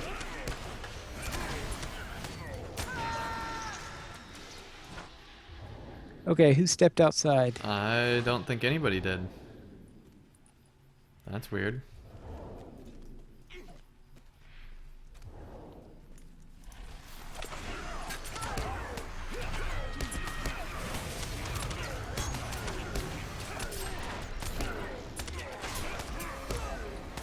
For example, recently I've been doing the Temple of Elemental Evil quite a bit, which is Yeah. not exactly what you call the shortest dungeon in creation. No, not exactly. It's a bit of a long one. Yeah. Actually, they split into 2 parts simply because it's... Well, that was nice of them. Was it originally split?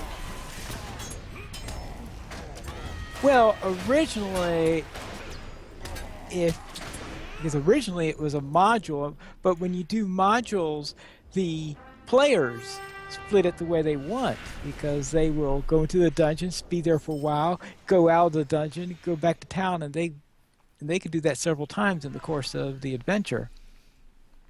Hey, 104. Fantastic. But there are 2 major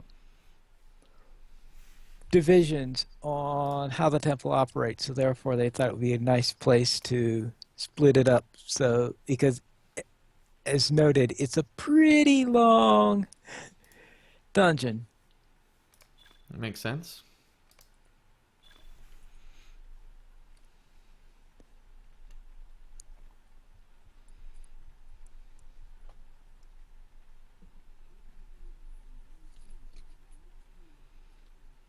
Brigands and goblins lay siege to the great smeals of Tuckborough.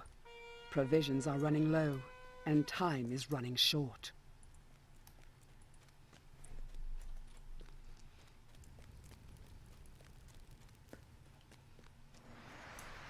Another one for my favorites list. Yeah. Helping the Shire, Exactly, yep.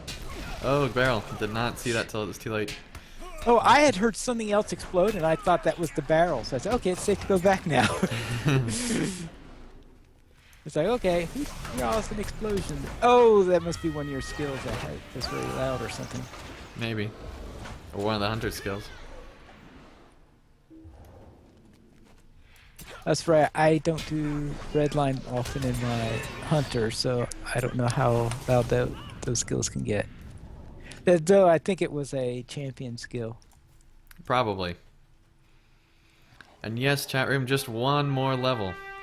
Getting close. Almost there.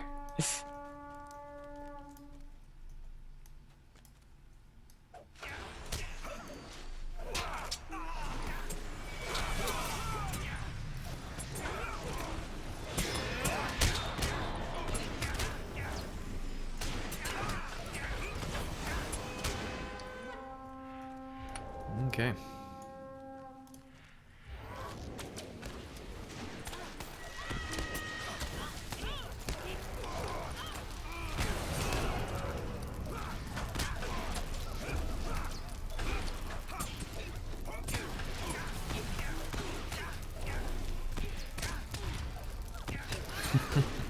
Starman says just about when ending's about to reach level cap, Turbine suddenly shuts down the servers and does a level hike. I hope not. I have Unless a feeling, it comes with more content, but even then I hope not, because I'd like the new content to be tested. yeah, that would be a bit sudden. Although we should be due for that raid pretty soon. Well, that would be. But I'll assume that that's going to come in late June. Maybe. That seems a little bit late to me. Considering that the update released in April. Early April.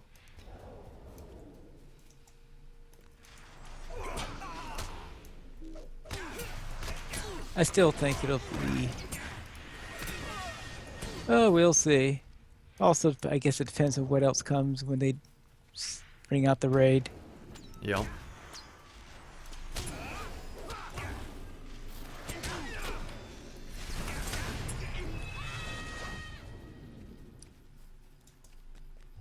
I don't think it'll be a Pine Leaf update. No, probably not. Unless it's surprise skirmish raid, everybody. Doubt that. No, it's not going to be a skirmish. No, it's it's definitely going to be. Everyone would be so upset if that was the case. Yeah, because the serious raiders want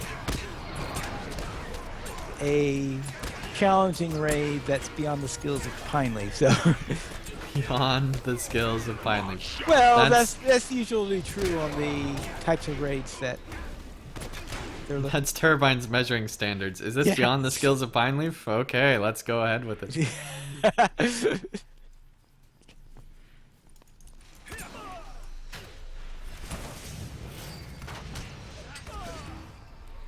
Oh, was not paying attention, was looking in the chat. Oh, you! Oops! You went after the one who had the blades, huh? Yep, and nobody can res here, so I'm gonna go back. Oops.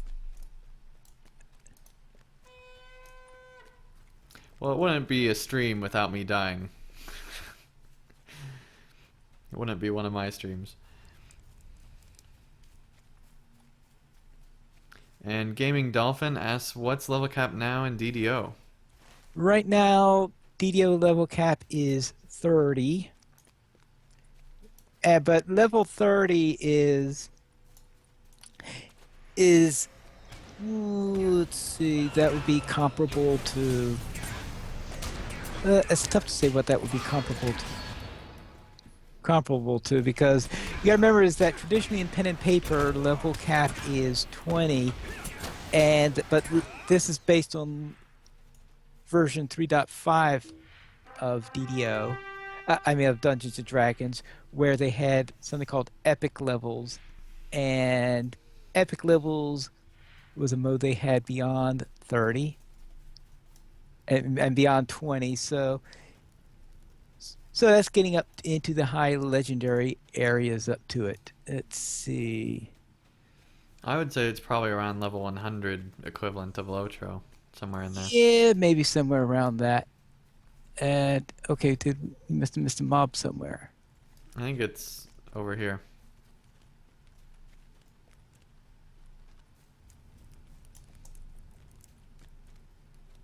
Nope, that's in the next area. Yeah. We unlocked the next area. Oh, you did unlock the next area? Yeah, we're good. Oh, okay. I had thought I saw it still closed. Never mind. I was. And there's another Priest of Vengeance. My favorite person in the whole wide world. I'm sure you just love those guys. Now I'm stuck somehow. There we go. Go away.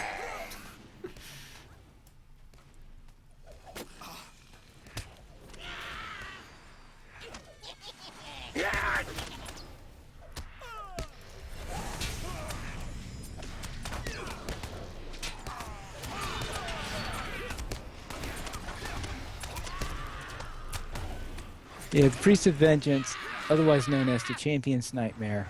Yep. So I think a hunter or two has been trapped by one also.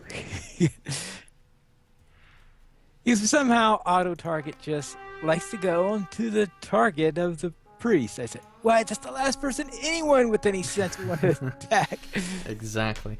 Starman says that I think it'll take a while for the raid to be released, considering that they just approved applications for the Palantir test server and sent out emails, and yeah, that's true. So it will probably be the end of June then.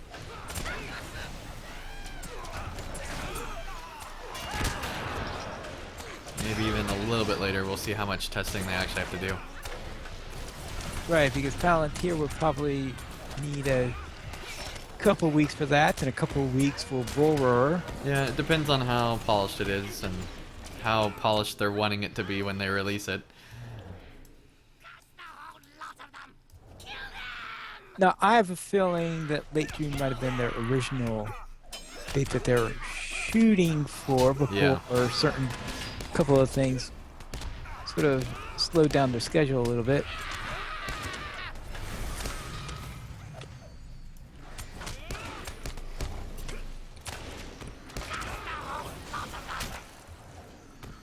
Oh, Shepard.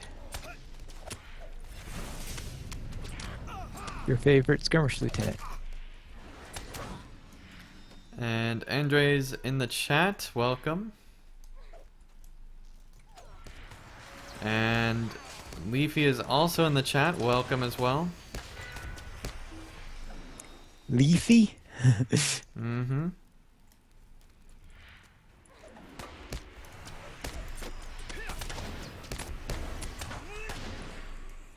I see a priest of vengeance in the next area. Yeah, this skirmish tends to have more of them than others, it seems. Well, yeah, that's because there's a smaller lieutenant pool. So therefore, increased chance of getting a priest of vengeance. Or a flame priestess. Yeah.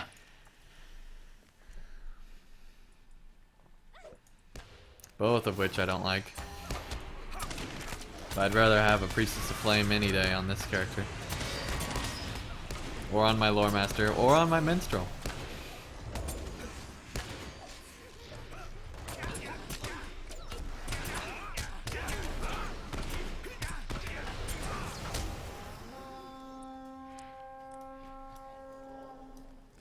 And another priest of vengeance. That's not the one I saw earlier. Great. You don't know how glad I am about that, finally.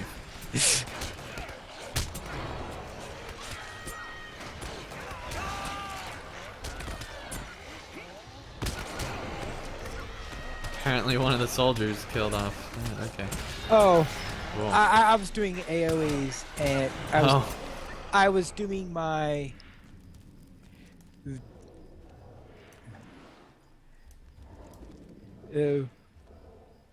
let's see, leeches, and the leeches heal me more than the priest of vengeance will do it, especially if there's a large group in the area. Every time it's the one I'm attacking. Grr.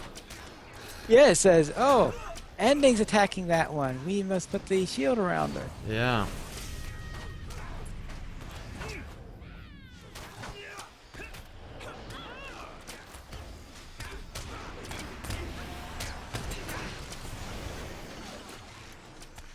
Hello. Time to die. Whack.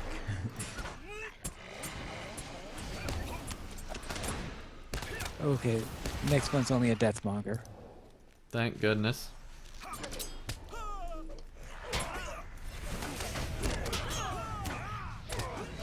I'm gonna use all the AoEs I can. While I can.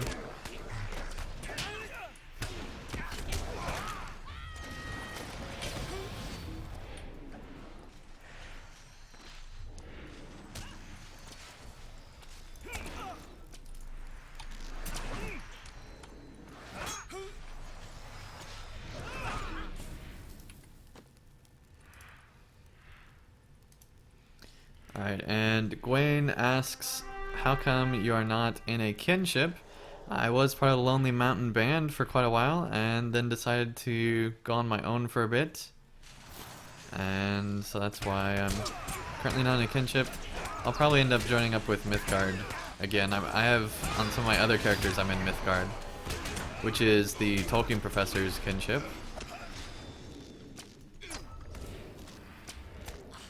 those that don't know, that's a person who has a podcast called the Tolkien Professor Podcast.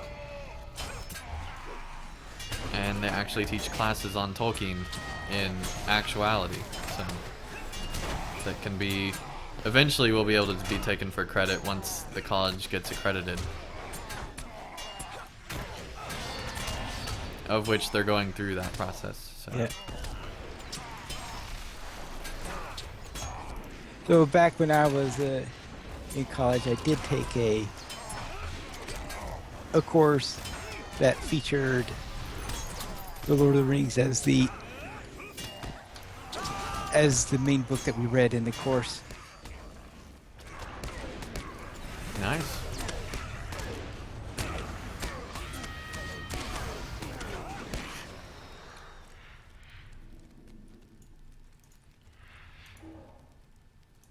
Gaming Dolphin says, I wish they would update with more than one raid. Good raids, that is. Yeah, they take a ton of work, and I mean a ton of work, much more than I think most people would realize. And so they're not so easy to create because they have to balance for all sorts of different variables, and then they have to create new loot tables and all sorts of stuff.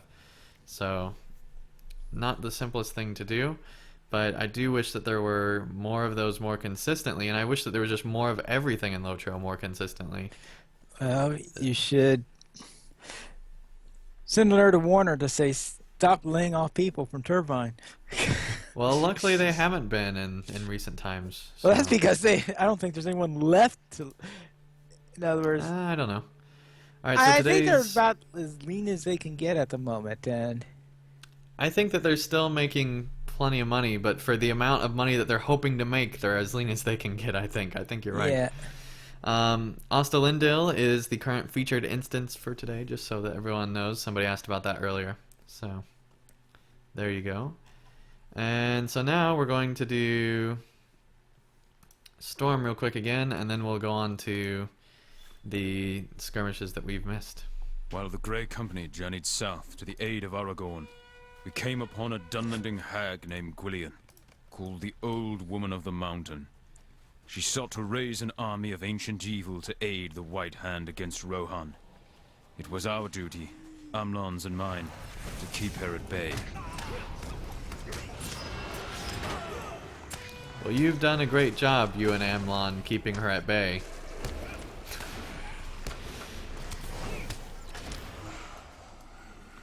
At least just as good of a job as Rangers normally do. Ooh, that's cruel.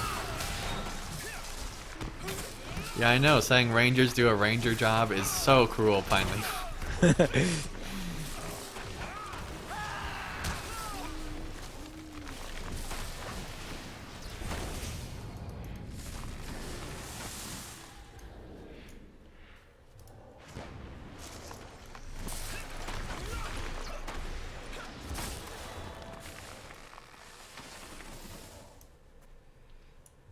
Alright, and Gwen is asking, how do you join the Palantir server?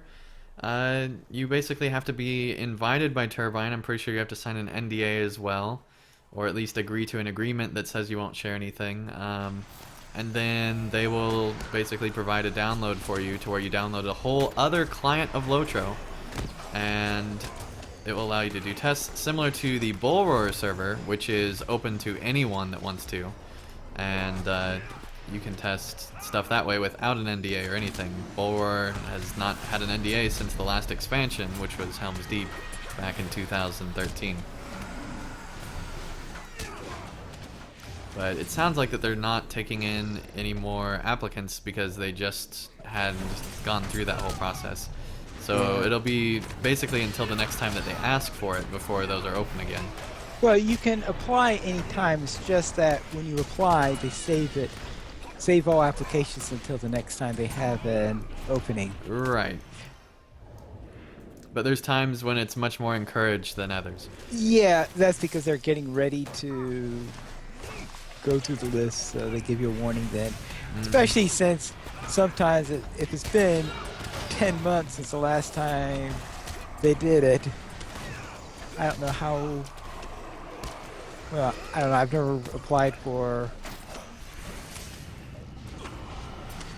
for Palantir. I've applied for it. It's a very basic process. Yeah. And especially since this last time, the main purpose of it was for the raid, and I know I am not a. I would expect it to be rejected on the grounds that I don't do raids, Right. and then I won't be participating in it because where are they testing? Raids.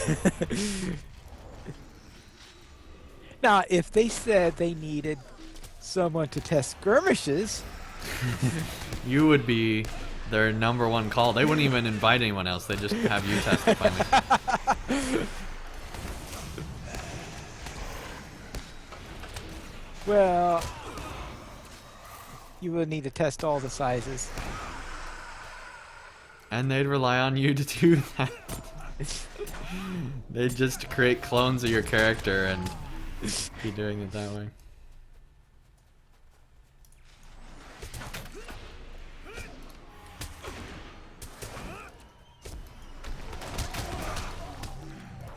Yeah, then I hear all these complaints. Why is it that only a warden can finish the skirmish? Yeah.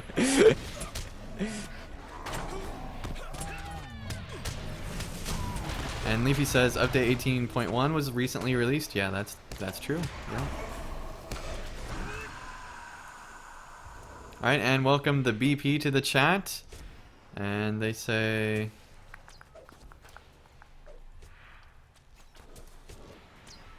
Right, and they ask, the 4 keys always being lit up, are you always hitting those 4 keys, or are you only bound to 1 key? No, I'm always hitting those 4 keys to generate fervor, because those are the 4 main fervor generating keys, which is what I use to then press the other higher up skills that let me do a ton of damage. So I just randomly spam those 4 buttons.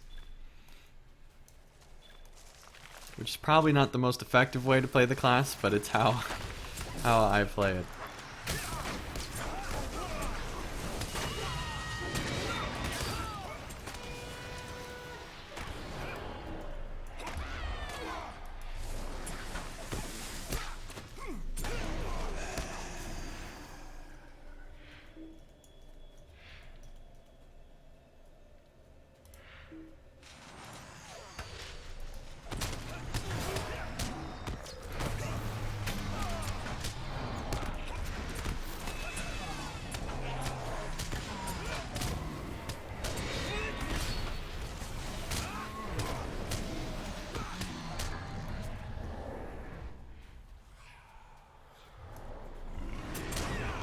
You just decided to go up.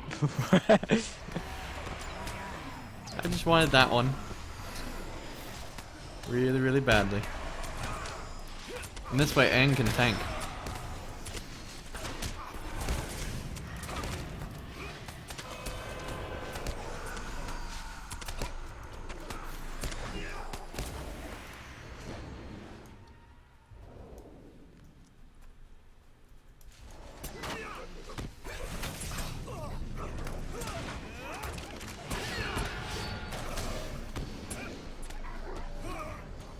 Hey, congrats, finally. Ta-da!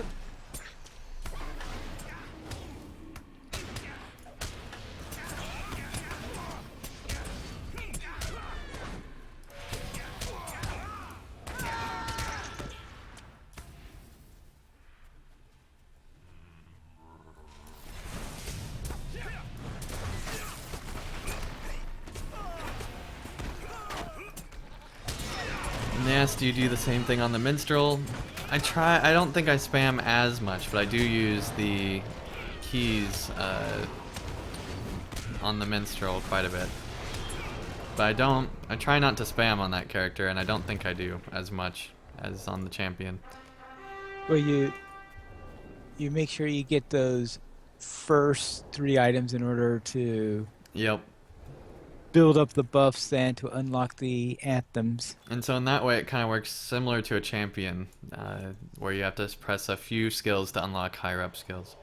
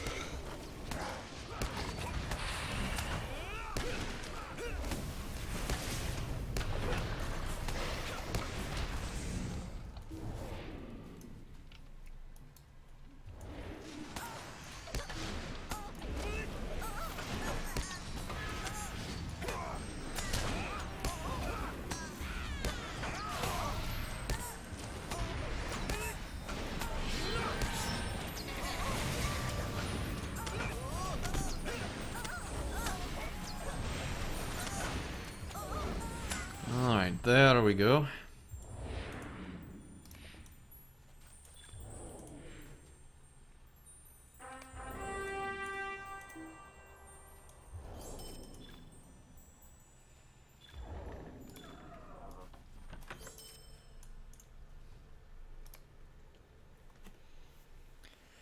Okay, almost halfway through the 104 level range, so that's exciting.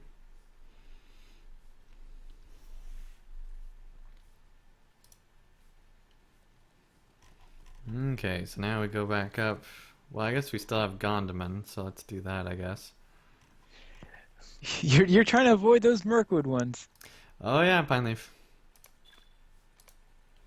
Well, the first ones are the Moria ones since they're at the top of the list, so.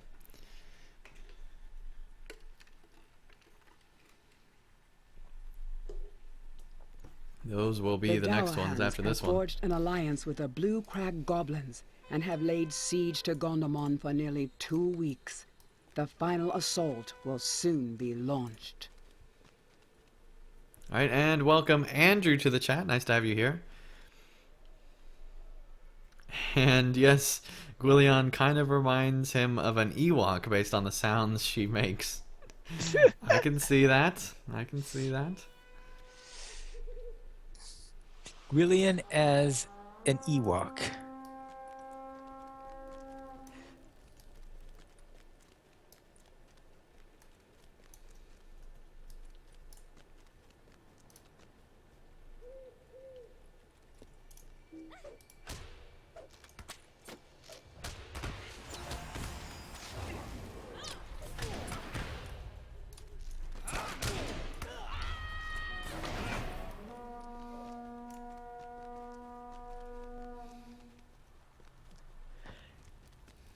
I would have thought that the Moria skirmishes would give some good experience. They are really long, though. At You're least saying they- that while we're doing Gondaman? At least they feel like that they're really long.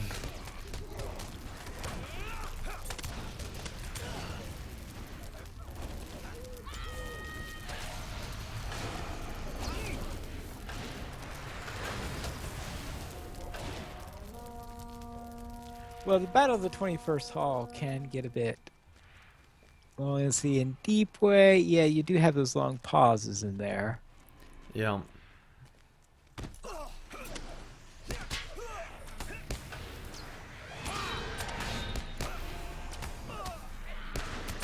Danniglor should be decent experience.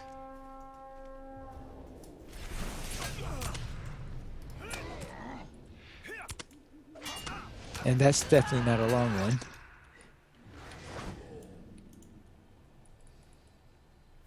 Of course, then you have Rescue Nurse Gashu, where things can turn south very quickly during the boss fight. Yeah.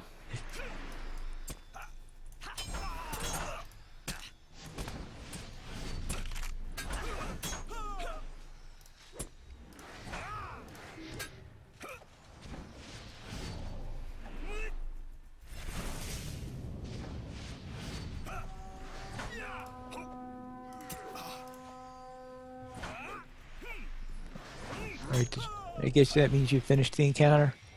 Well, no, that means they're coming from the north. I'm almost done with the encounter. Oh, There we go. okay. I had thought I saw you here, but no, but that was Zinger. Okay, never mind.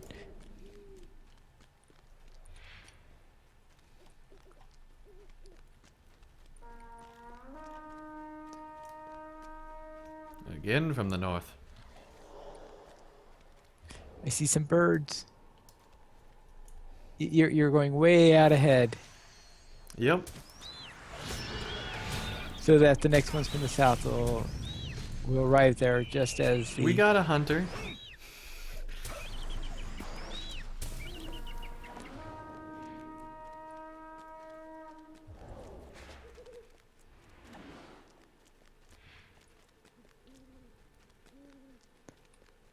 And I guess I am on a warden that which can help.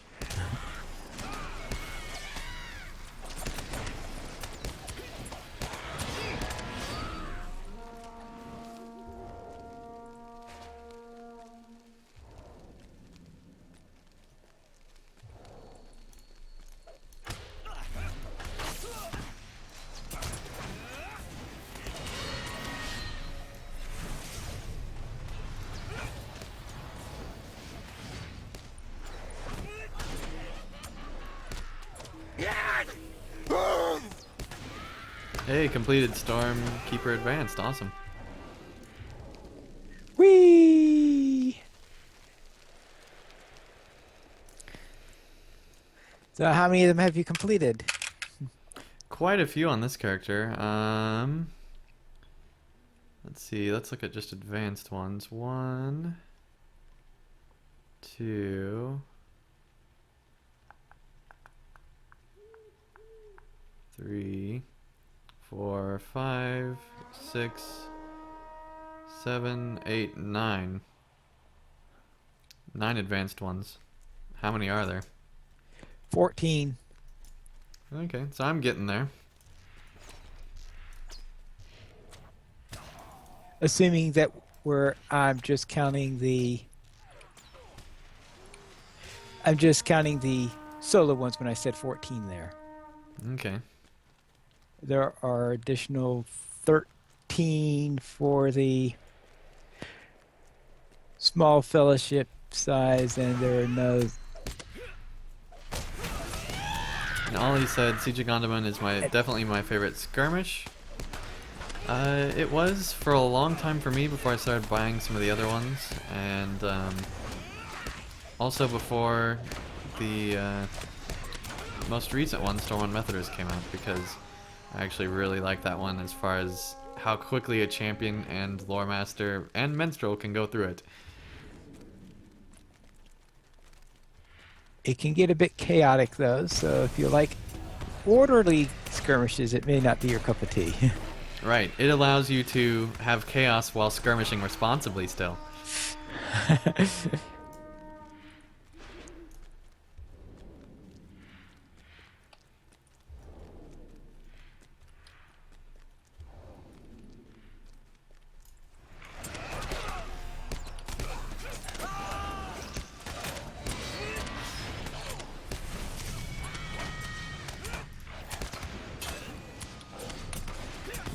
So responsible chaos. That's right, Pineleaf.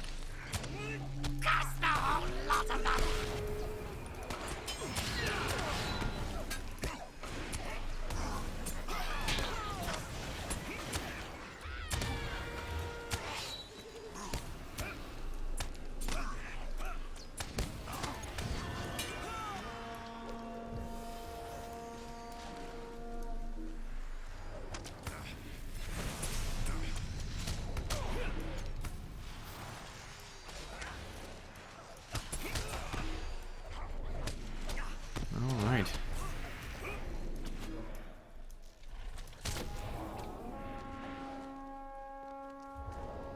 Alright, take care, Gwen. Thanks for joining us.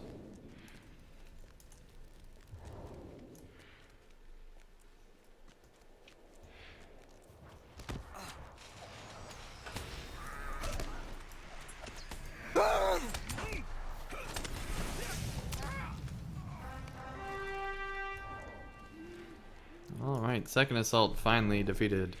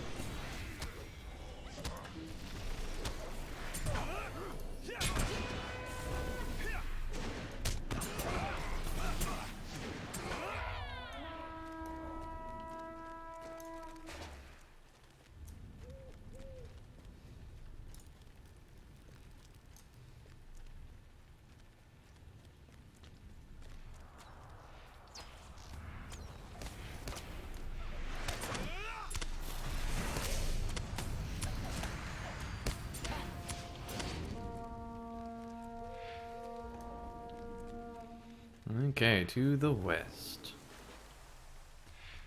Again. Boing, boing, boing, boing, boing, boing, boing. Pretty much.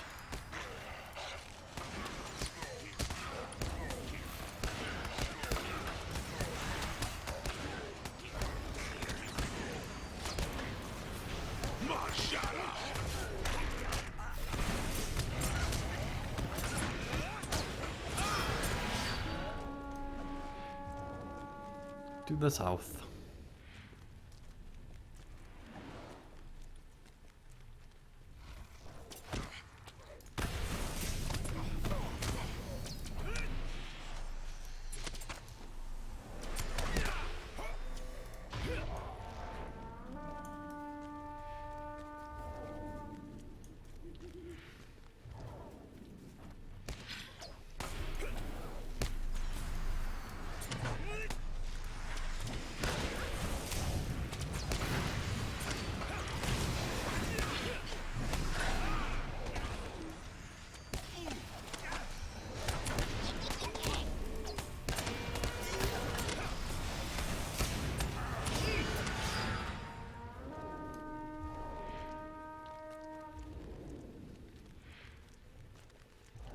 To the north.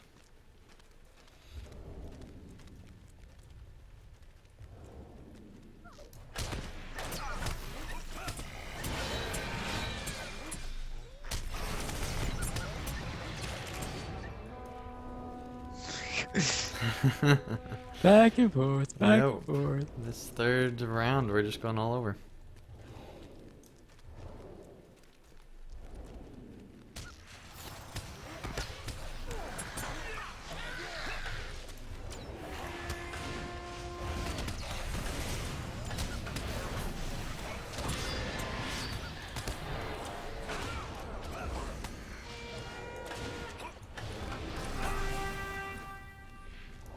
Alright. I'll see if I could grab the encounter. Alright. Assuming he's there. Sounds good.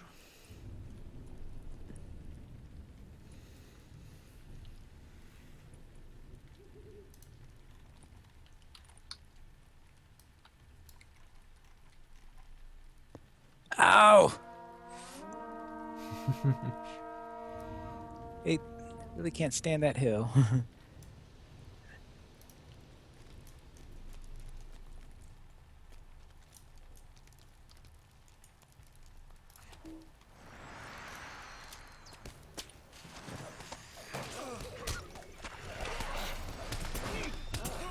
Oh, there are the mobs.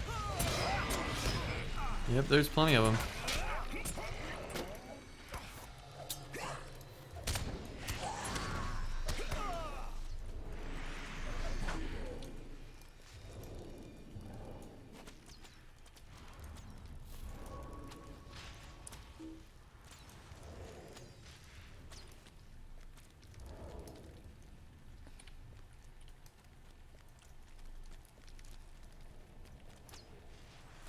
How much stuff do you have over there, Pine Leaf? Well, they're all dead now. Alright, and welcome Kyle to the chat. Nice to have you here. And Kyle asks what gear I'm wearing. It is the gear that you get after completing Pelennor Fields, and so I have all the Pelennor Armor of Nightfall armor set. So it's all top 105 gear that you get from Pelennor, non-instance, is just the story and side zone area. I have finished all of the epic and all of the side quests, as far as I know.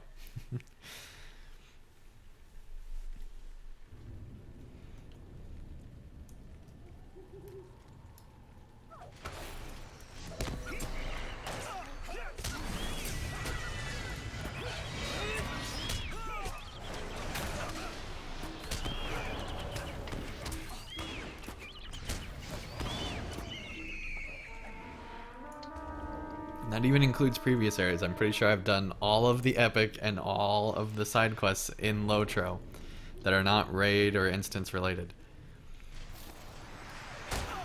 And I've done quite a few of them as well, so just not in the new area. And a couple other places.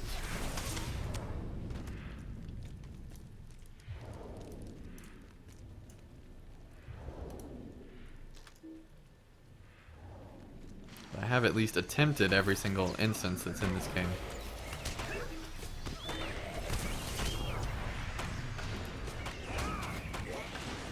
Well, I still haven't done Keys of Farland.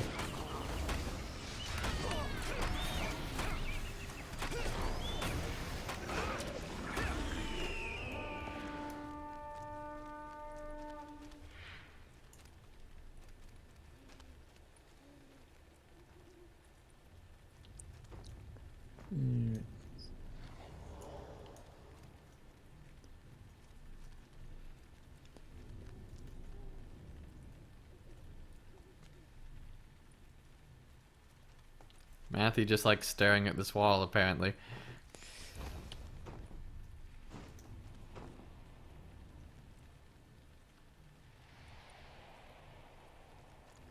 And really sturdy shop banner there.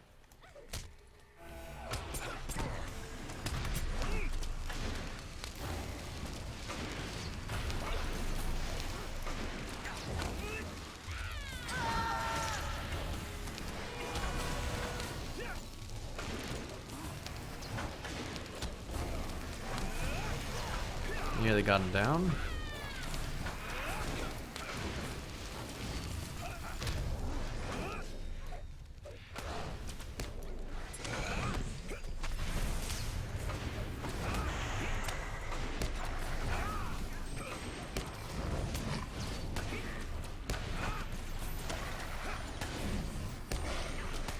And Kyle asks what we've actually been talking about a little bit. He asks, what do you think of the new raid coming soon? I think it's great. I think it's definitely needed. It's been a long time since we've had an actual raid added in Lotro, especially un-epic battle related. And it's fantastic, I think.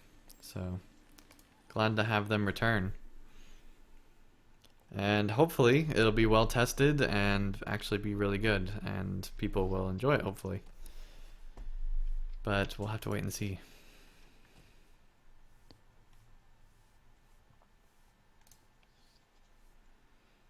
Okay. Here we go. Right? Taken by some madness, Golodir has ventured into the rift. The What air could is go thick wrong? with menace, and the stench of Thauerloch lingers. Taken by some madness, Ending decided to try this skirmish. So, really, we'd be doing the world a service if we just pushed him into the lava right now. Who, Golodir? Yeah.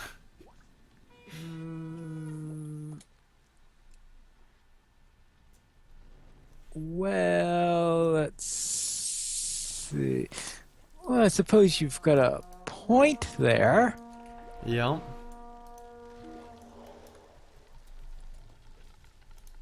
For one thing, the world would be free of a ranger. Which in Lotro seems to always be a good thing.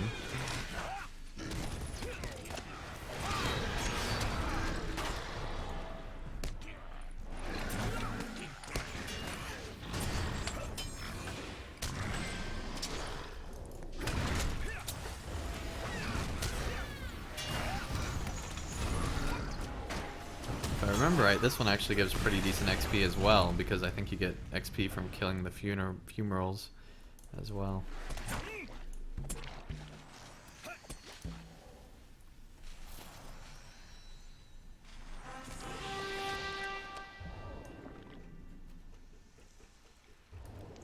$14,374, which is a pretty penny. For what? I said 14,000, which is a pretty penny for for that, since that's larger than an average mob. Since it looks like the rest of the mobs are something like 2 to 4,000. Yeah, I think I got 7,000 for that. Oh, that's right. Because okay, I was basing that up because I'm the lower level. That's why I was confused.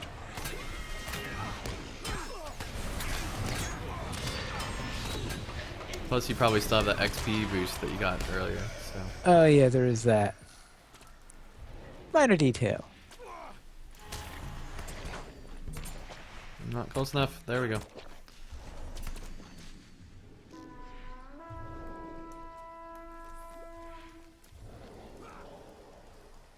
All right, and welcome Brooke to the chat. Nice to have you here. Several new people this stream. I've been enjoying it. Nice to have you here.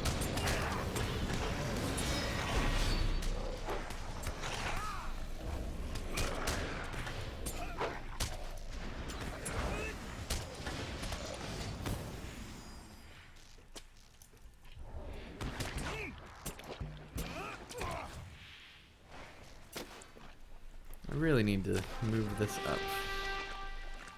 Fellowship maneuver. There we go.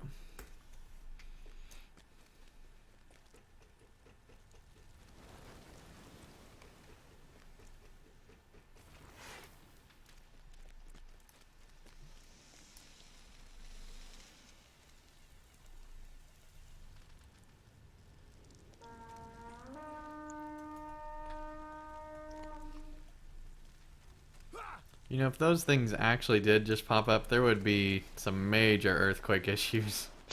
Well, minor little details. Unless Okay. they're like magically being called forth or something. Wow, we got we got a flesh gorger for each of the skirmishes that are eligible for it. Yeah, that's crazy.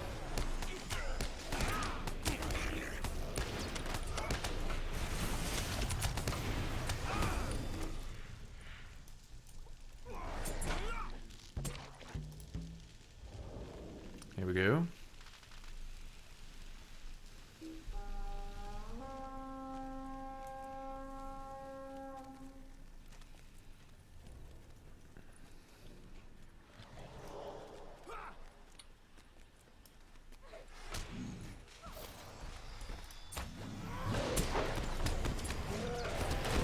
You would think that a priestess of flame would be redundant in this place. You would think, yeah. But at the same time, her home's probably just down the street.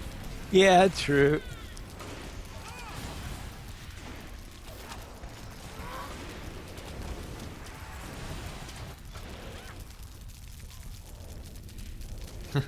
My stuff needs repaired, okay.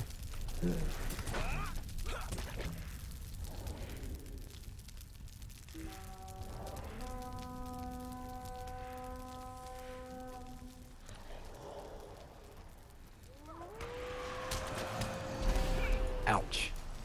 So finally, if you'll be able to handle all Gullidir interactions. Because you don't want me doing it.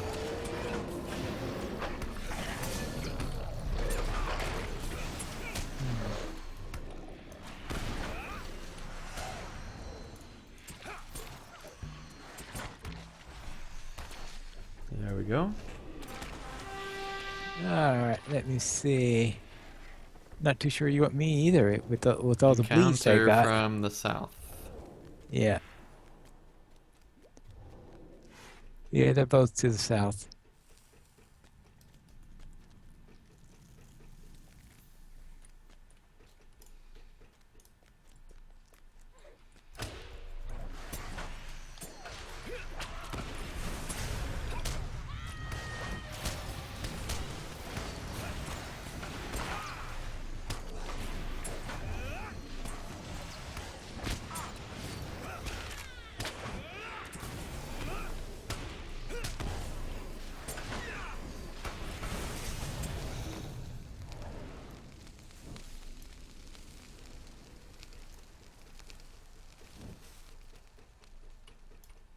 Just all the way back to the beginning.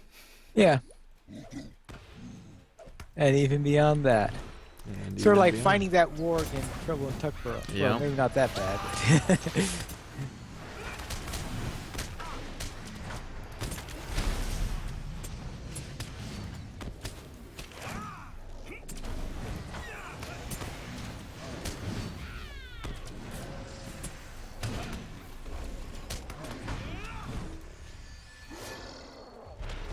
Okay.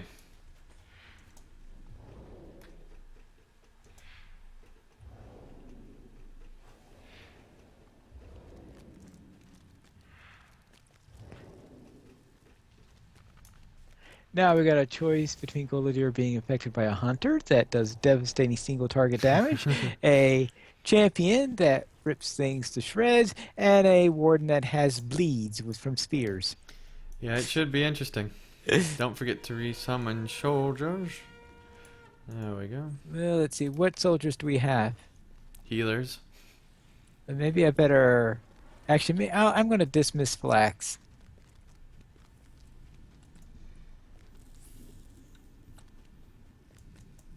So we don't accidentally have Flax killing him.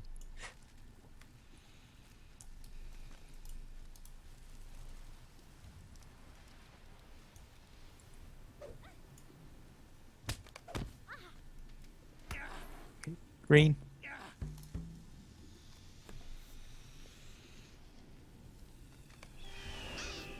And yet it doesn't heal him. Well, because he's the target, not the... So?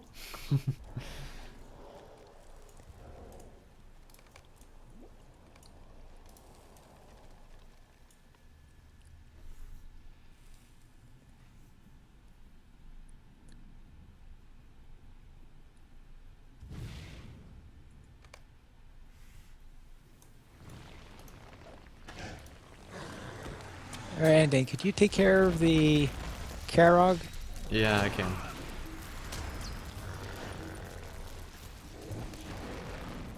Well, maybe. What?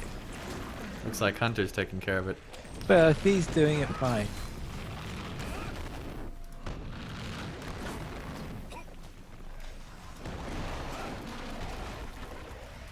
There we go, that's one down.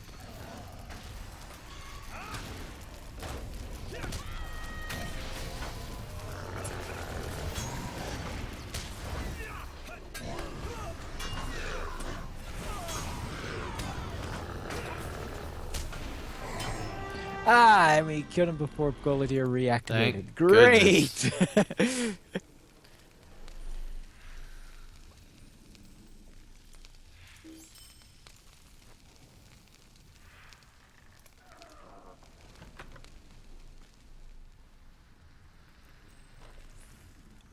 Oh. Is it glitched?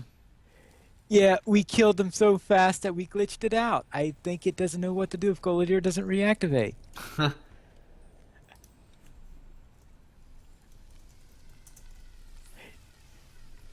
Oh, actually, hold it. Oh, the quest ring just doesn't pop up. Okay. Oh. Okay, there we Okay, go. the quest ring doesn't pop up, but you can still talk to him. Okay. Well, that's good. Thank goodness. Goladier was just hogging all the XP. He's like, I still have much more complaining to do. You don't get to leave yet.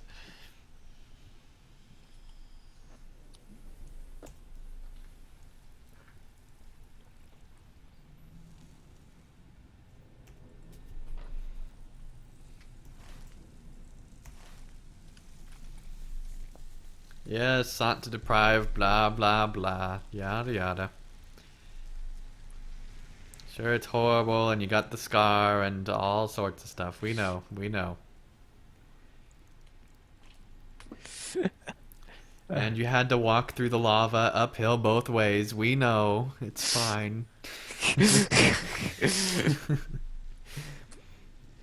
I'm beginning to think you're making fun of him. Just a little. Okay, halfway, Pine Leaf. Halfway to 105. Woohoo!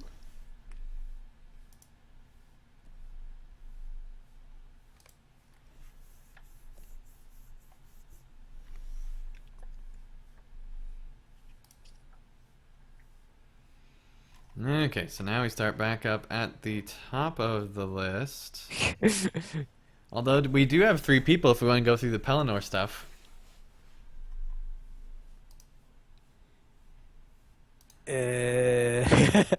While we're here, I'm gonna ask Zinger.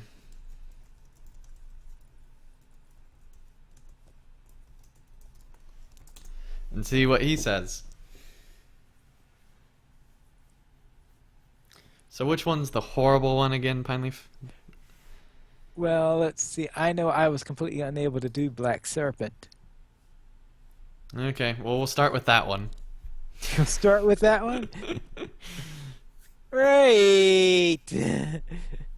And no, we don't have a healer. I think the reason why I had so much trouble is we had no healer in the party.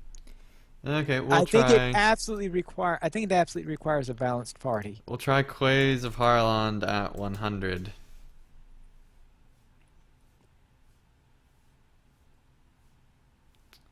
Yeah, it should focus on XP stuff first while you still have the buffs. That's true. Yeah. That is true.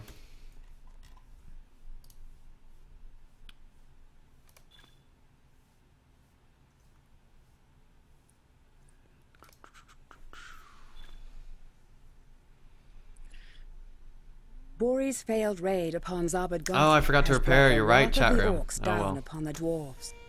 The encampment Oh, at well. the Deep Way Wait, faces how a bad is terrible your stuff right onslaught now? from Marzog's Not horde. very. I think it's Are just the like a Longbeards necklace or strong something enough is broken. to face the challenge?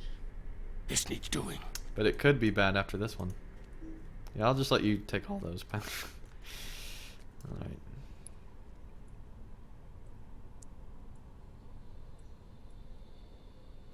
South.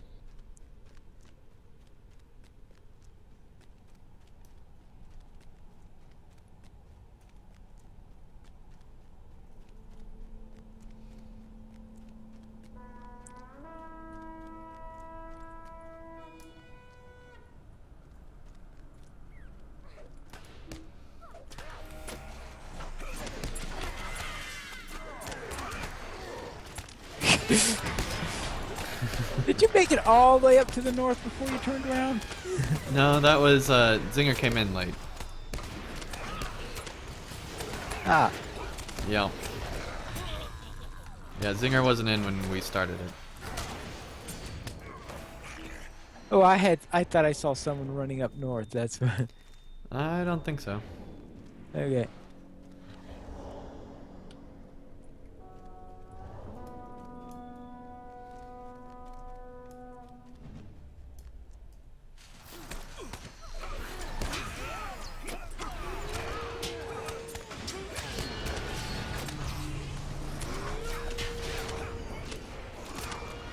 I like how Starman, mid peeling of potatoes, had to remind me to go and repair.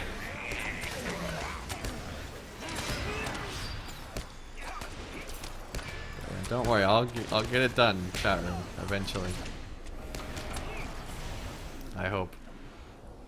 Either that, or you'll be the one peeling his potatoes next. Ha ha ha.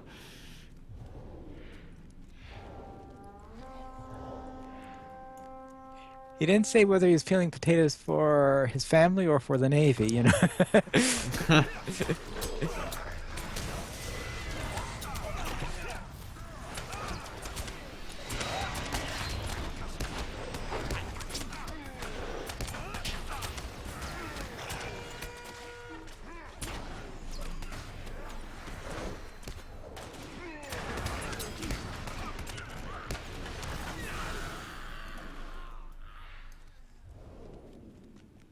Well, considering they said that they need to get something to eat, I'm assuming that it's just for them. Okay.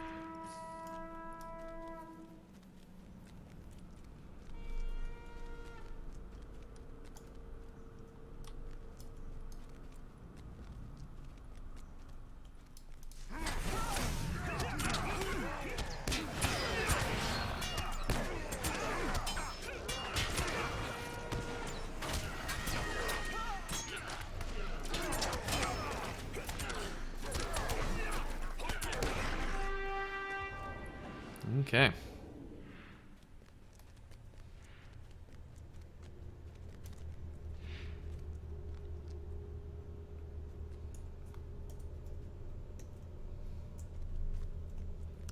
Actually, I guess we can use up some of these.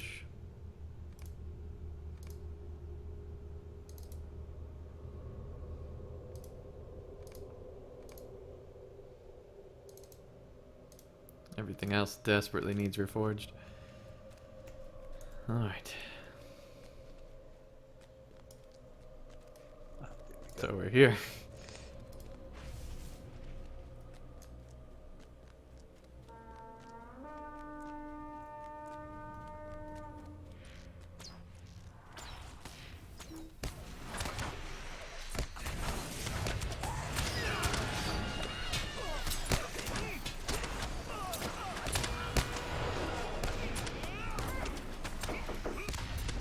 Right, remember where you're now.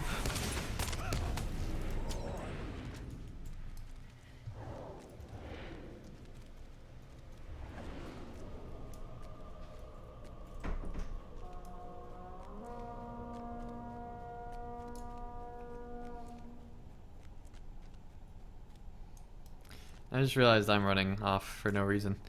Because I was reading the chat room again. Mr. Alex Man said that he just opened his PC and saw that I was streaming and doesn't know whether he should watch Game of Thrones or me now. Starman says Game of Andang. I hope not. Need a whole new rating on this show if that was the case.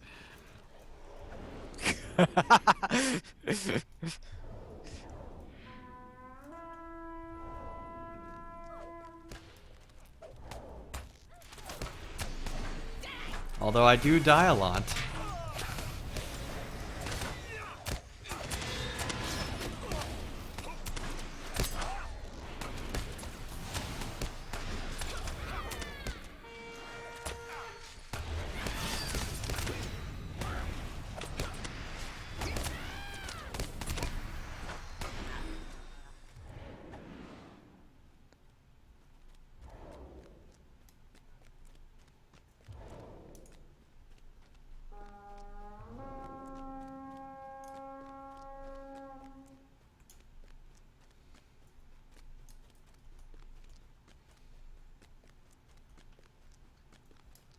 Of course you know right where they spawn.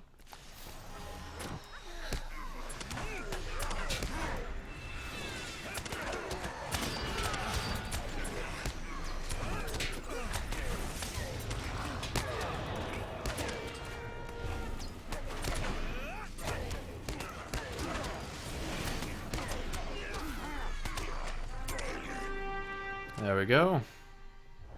So there's 4 waves? Counting the boss? There are 5 assaults. 2 from each direction plus 1 from the center. That's why I don't like this one. Pretty sure this one's probably my least favorite Moria one.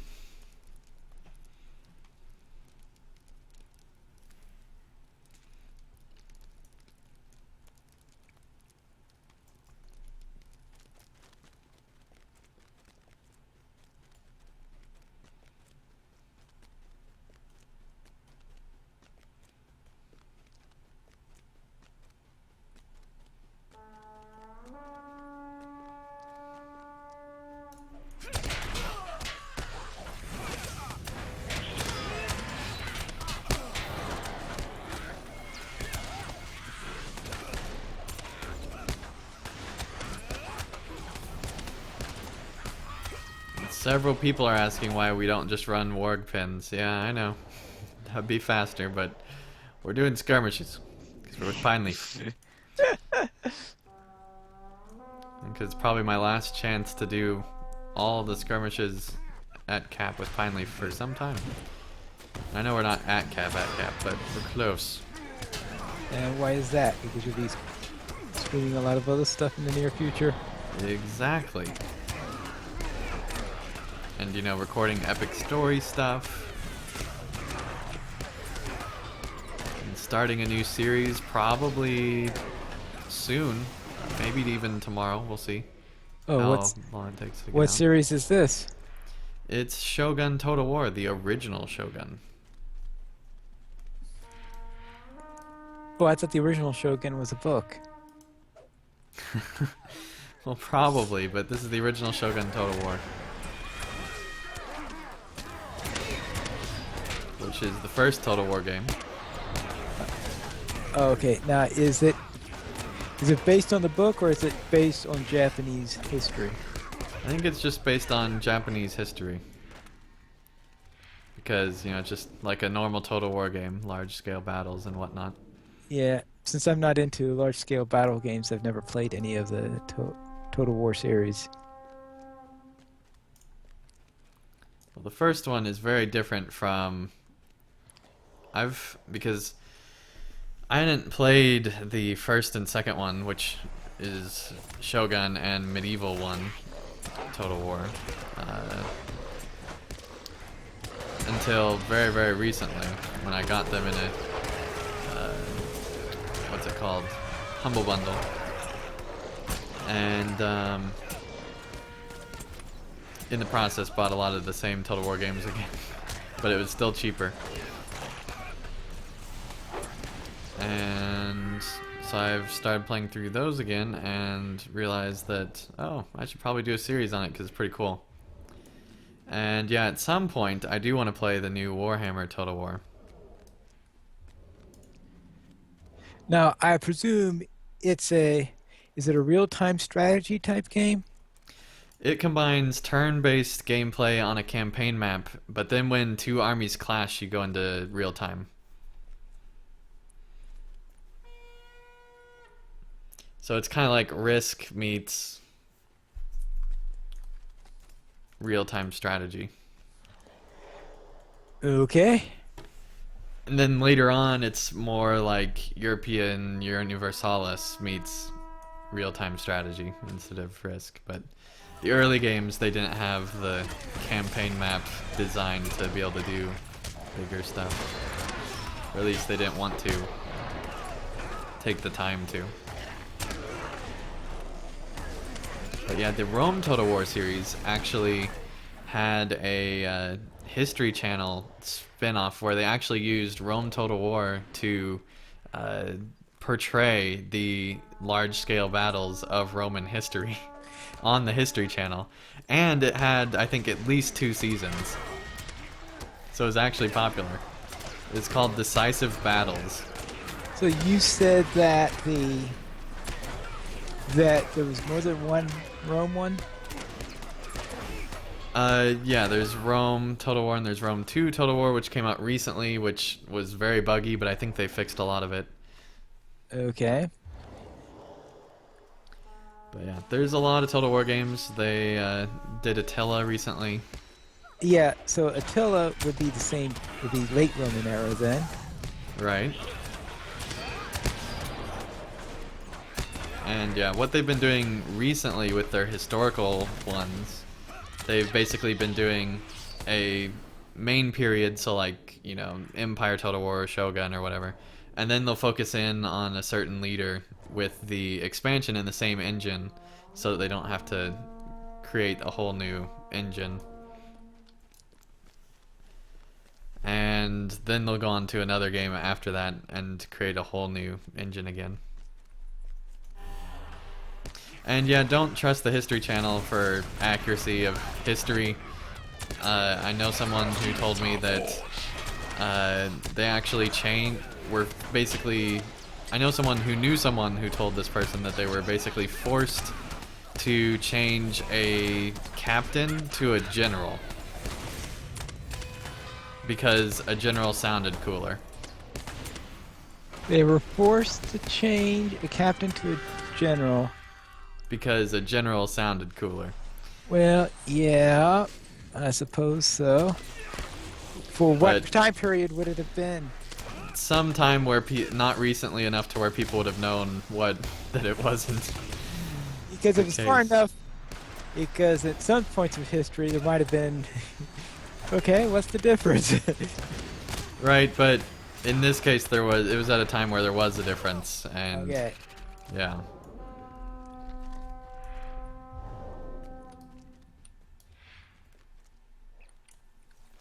So yeah, I don't trust History Channel for historical accuracy. They might be better now, I don't know, but at one point that was the case. And their portrayal of the Crusades, for example, has been very hit or miss. Oh. Well, I have a feeling that the actual crusades were a little bit hit or miss. Well, there's some things that you should definitely know that they did not know at all, or at least changed. So.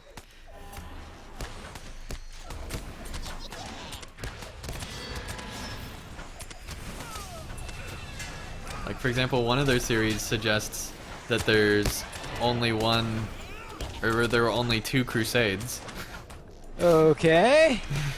which is completely not true. Maybe they meant in that particular century. No.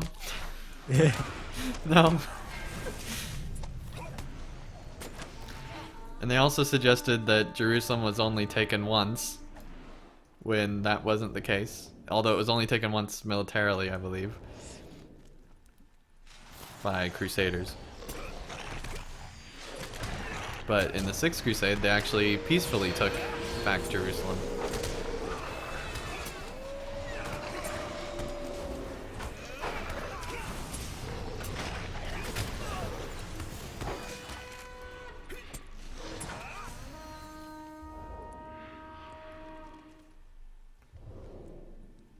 And yeah, in recent History Channel times, they've just gone to other topics that are even less history related. So yeah, that's true also, chat room.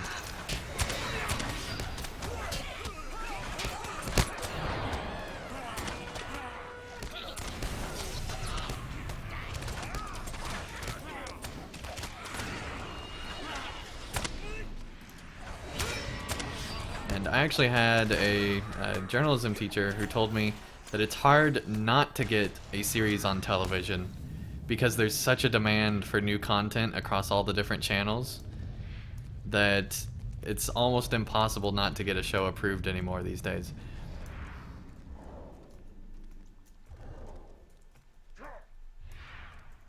If you shop around enough at the proper networks.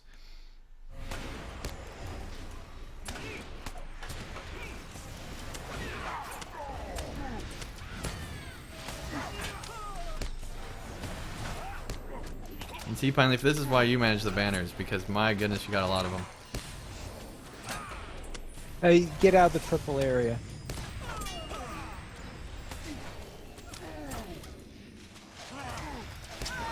What's he doing? Oh, dying, apparently. Yeah, it's dying. Oh, the cutthroats. Okay.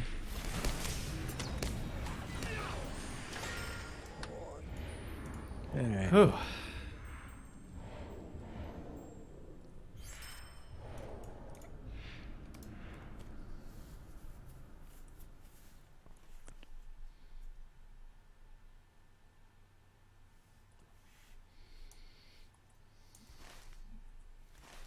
Okay, I'm going to repair, chat room. I suppose I should go and do that myself.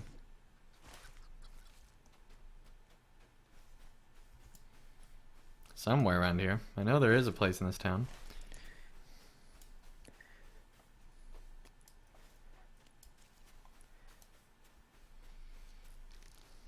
Which town are you in? Ostrimon. Ah.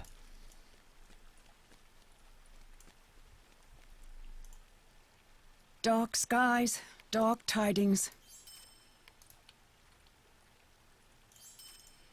Just sell off a little bit of stuff, not everything, but just enough to make sure we got plenty of room. There we go.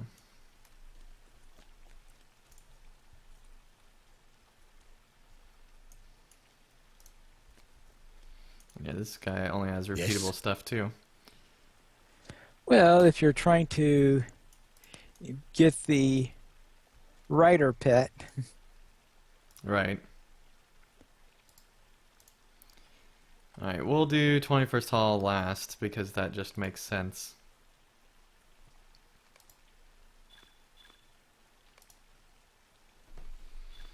So here we go.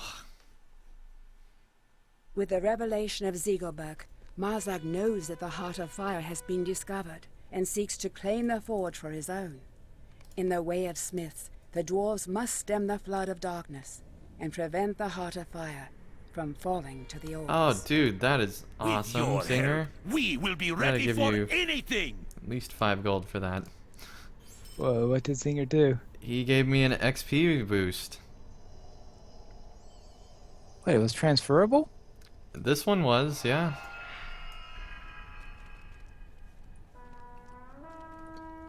That is awesome. Thank you so much, Singer. That really does mean a lot.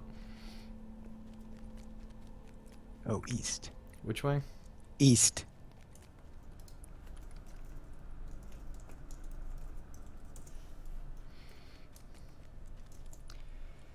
Okay.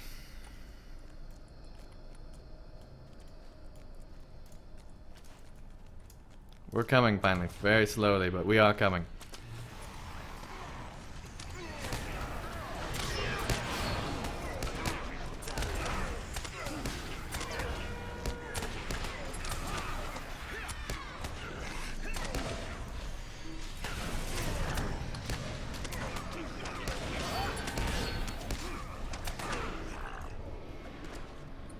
After this skirmish, I'll probably send out another tweet because we are getting close. And it has been another hour. I didn't anticipate us to go quite this long.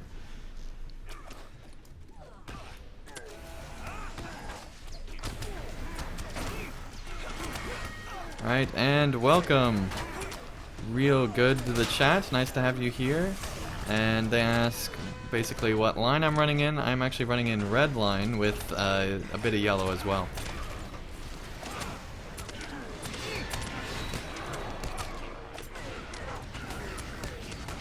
Yeah, I'm probably about halfway through yellow at this point. Maybe a little bit less than that. Let's see here actually. West. So I'm a little bit into yellow. To the 3rd tier.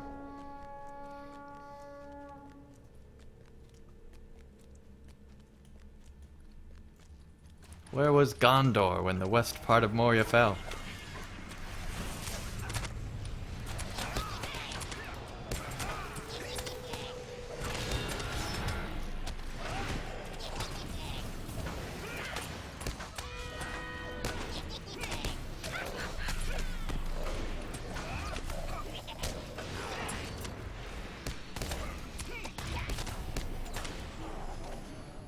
There we go.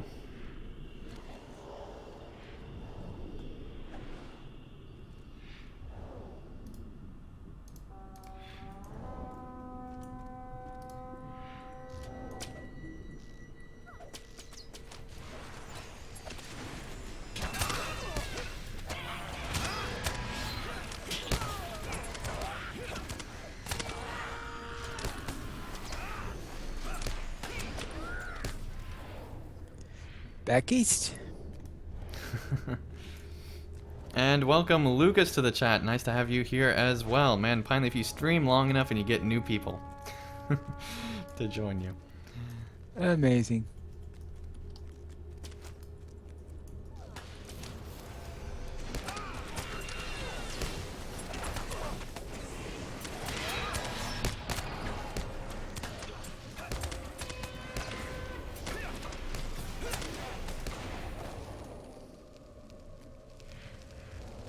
I literally just walked into fire. That's embarrassing. You needed to warm yourself up. Apparently. I got a healer, it's fine.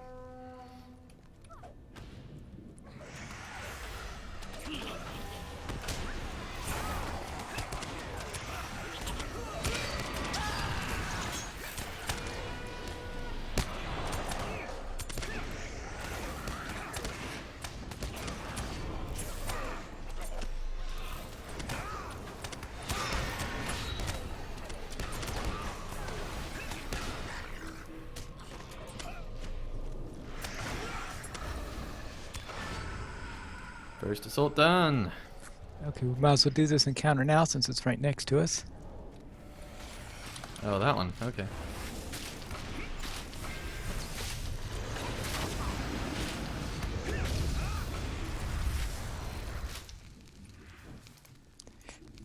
Defeated a fiery grim, 4 of 8. Yeah. Oh boy, I didn't know I was still on that quest.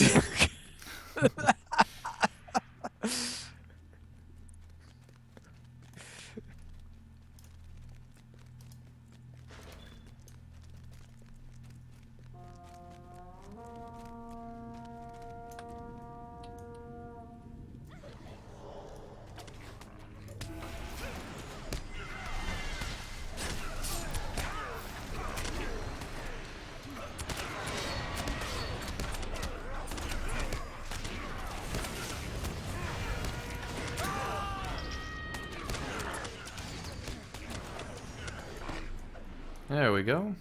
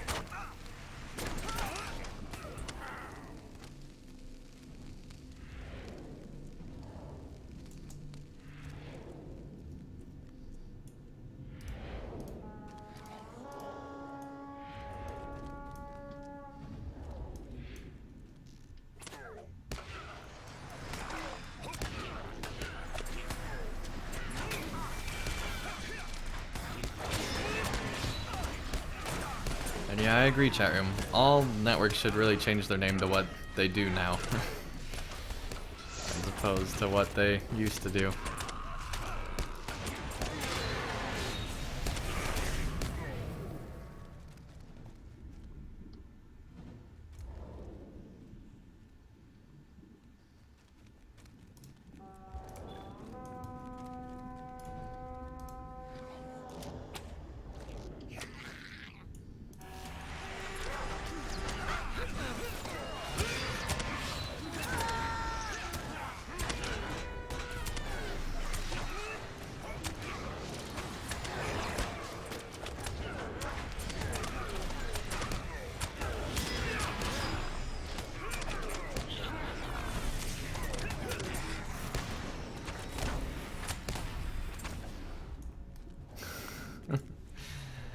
Oh, poor Western Forge and poor Northern Forge. So much damage too.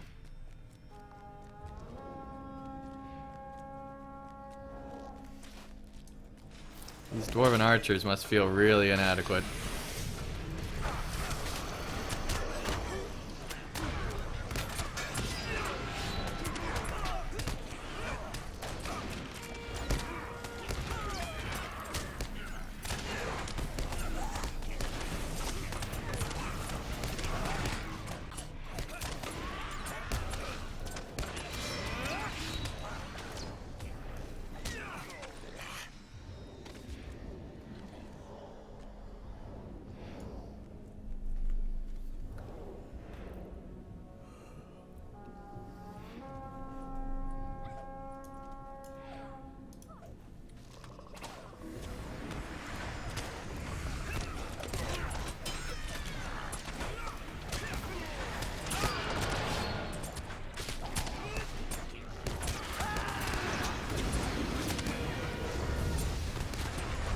Fire!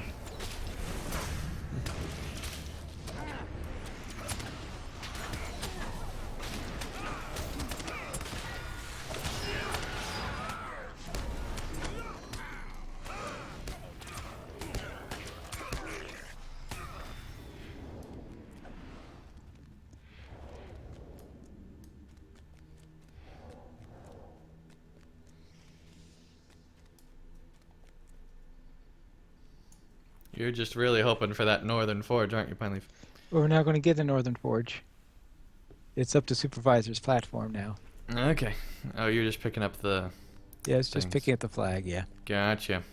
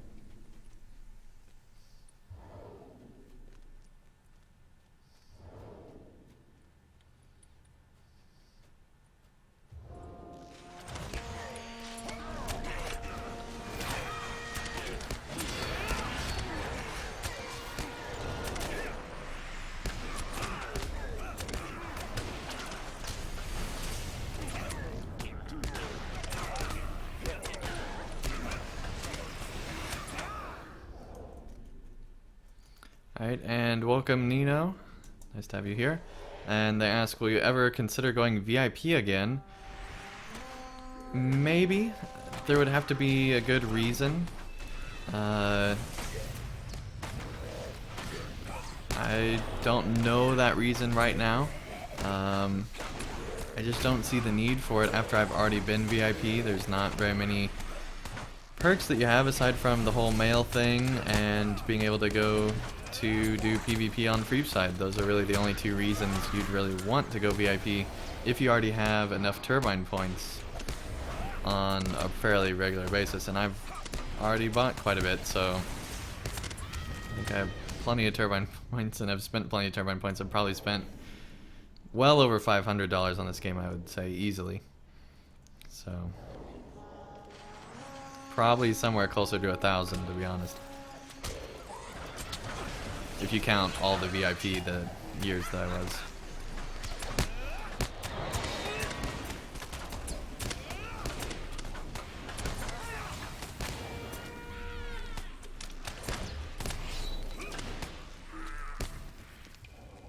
Oh, hello, Saduk.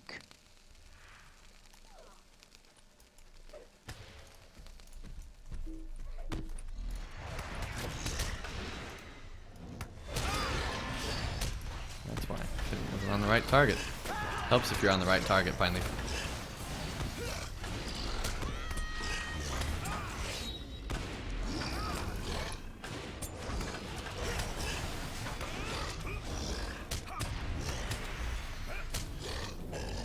There we go. Alright, now let's get the dwarf. Just don't toss him.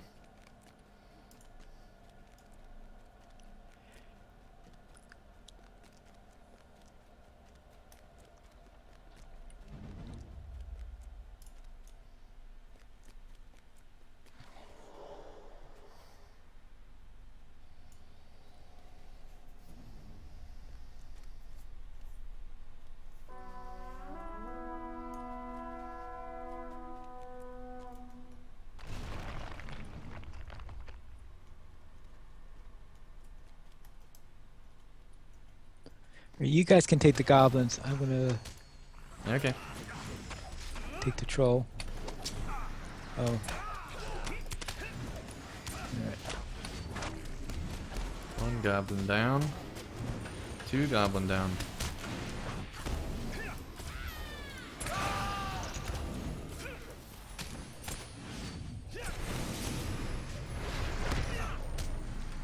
Alright, and Nino asks, what would be the one region you'd love to see added to the game besides Mordor and similar ones mentioned in the Lord of the Rings books?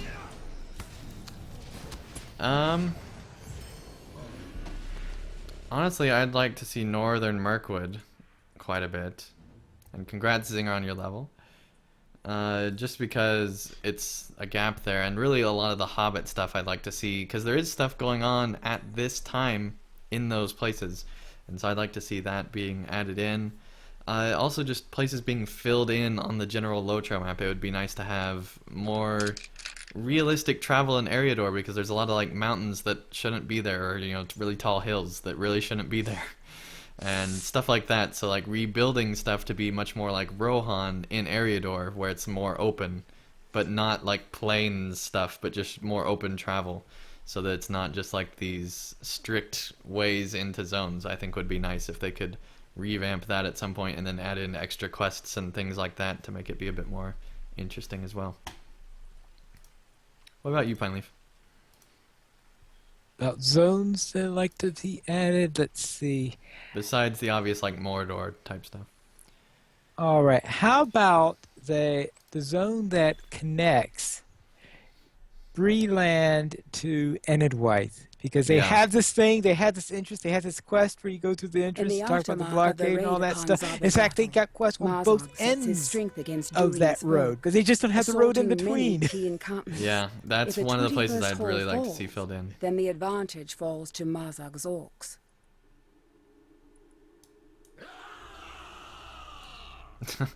And all the cheering dwarves.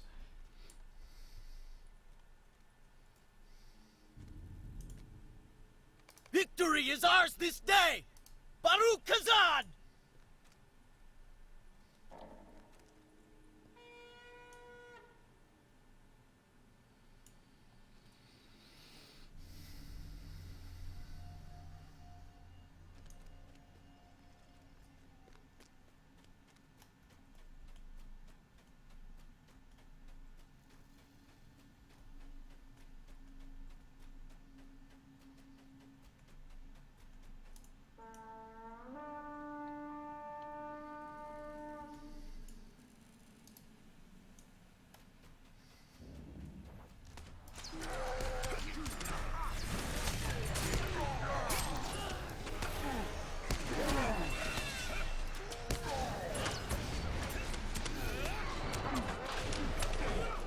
And Nino says that maybe they'll do that in the future. They'd like to see Ruin. Yeah, that would be really cool.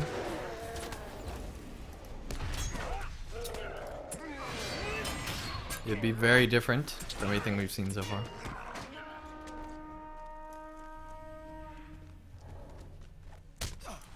Of course, I'd like to see Harad, because there's the whole end thing there where Aragorn goes down there, and that's like the whole end of the book is just the wars that they fight after.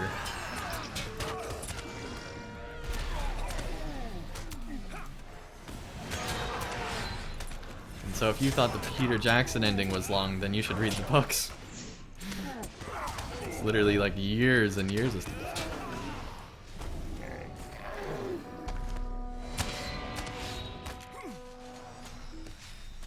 He's still alive. Oh, all the new stuff. Okay. Yeah.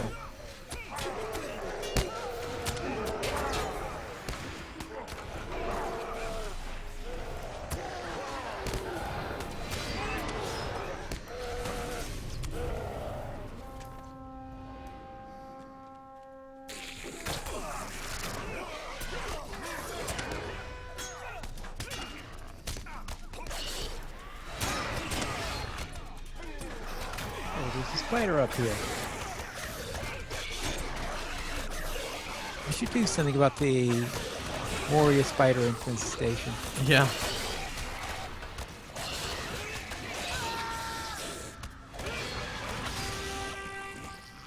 First assault. Oh, there's a spiderling still around somewhere. Yep. There we go.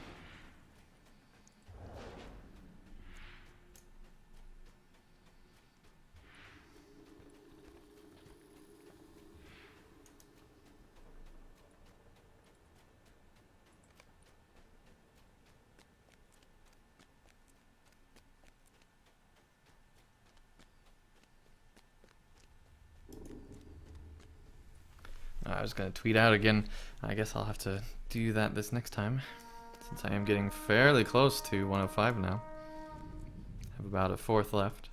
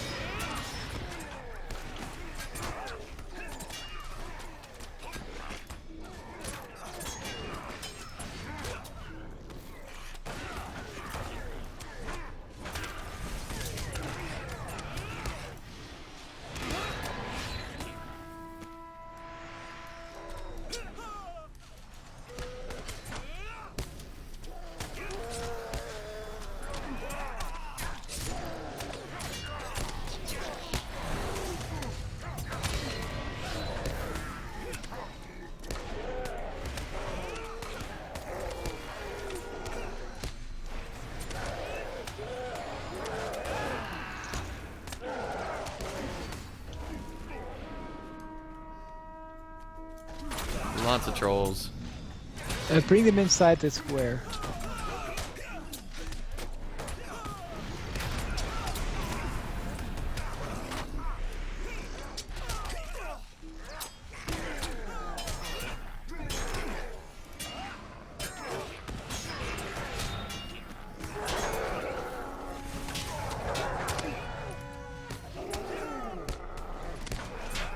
Bring them back into the banner zone.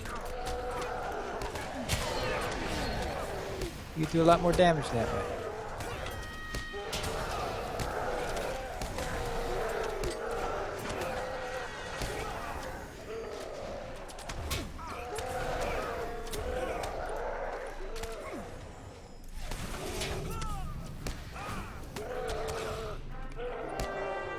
There we go.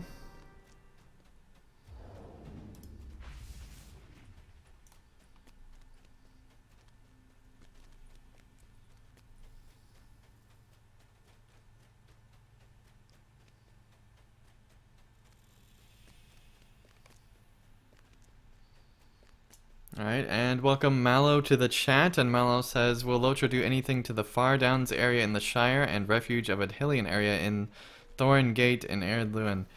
I hope so. You're given no specific insight into what's going on in the minds of folk at Turbine. No, definitely not. And I don't think even some people at Turbine are, to be quite honest. Well, there's that little detail. Well, I'm sure that Maid of Lions has a master plan on what Oh to do. yeah, with the and Chris Epigales. Pearson as well. Yeah.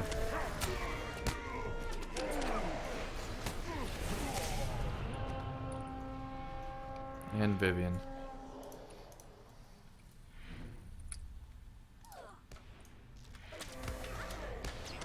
Actually, so I was wondering, I think that's the first time in a long time where I remember an executive producer lasting past the start of a year. Yeah, I mean Vivian's done a pretty good job. So I think that they're probably the best producer we've had so far.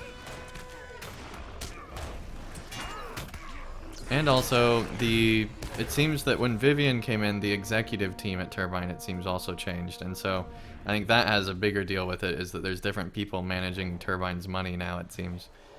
So Well, that does help.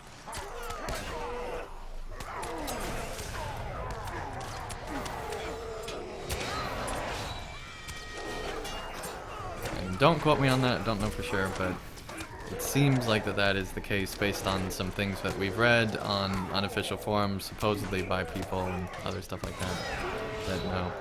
So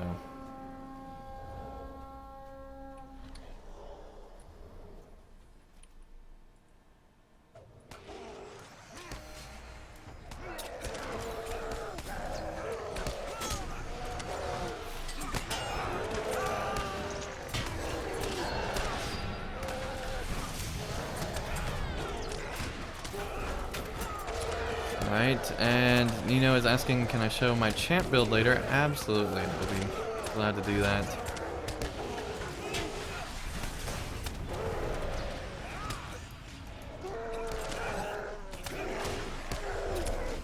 And Starman says the Lotro devs have become better at communicating with us. I would agree with that. When Jeffrey Stiefel was still in the game, they did a great job communicating, and then once... Oh, did we have a counter up here? And then once he left, everything kind of, the communication kind of went away. And it seems that it's finally come back in a pretty good way. And Aaron Campbell helped start that quite a bit, I think.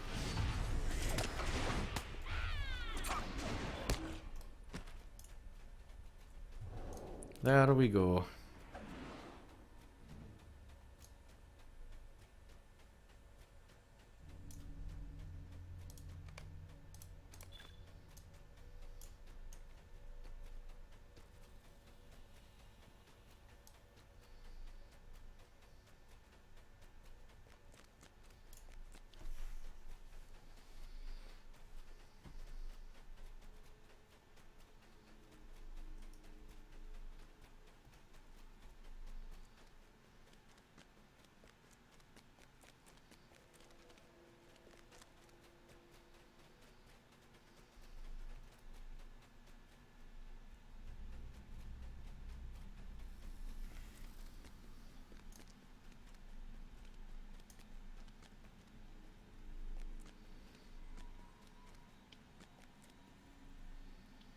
Takes him forever to get over here. La la la la.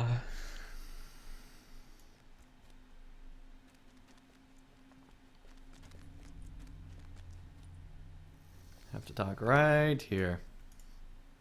Victory is ours this day! Baruch Kazan!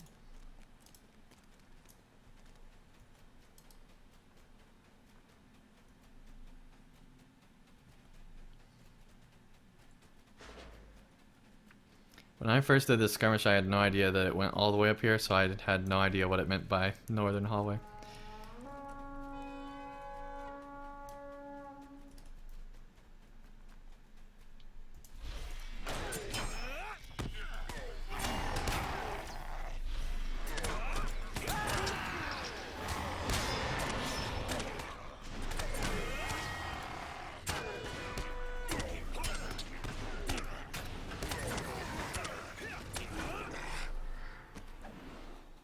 Same place.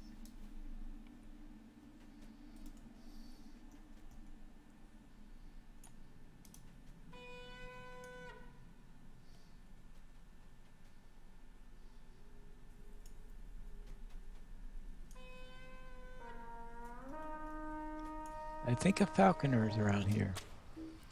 Yeah. Sadly, I think you're right, finally.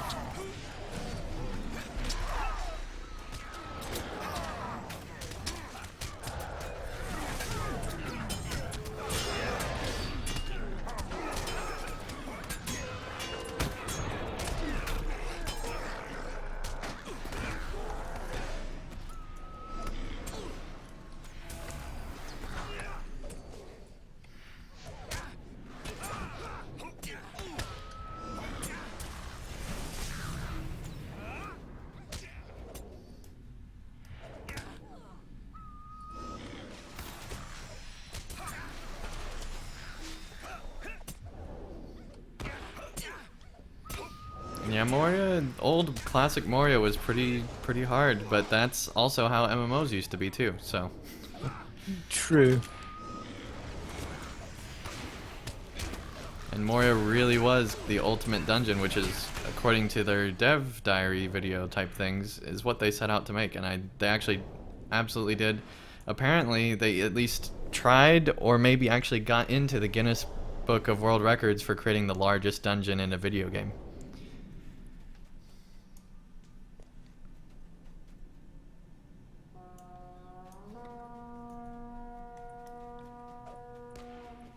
Certainly. Yeah, let's set about making a dungeon that makes the Temple of Elemental Evil look small. Well, I mean, Tolkien created it first, so. True.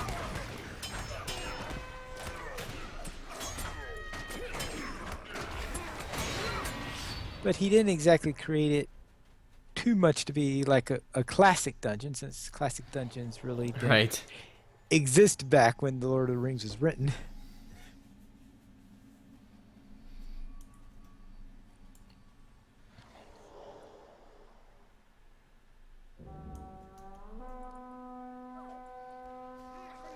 And we have a priest. Noted.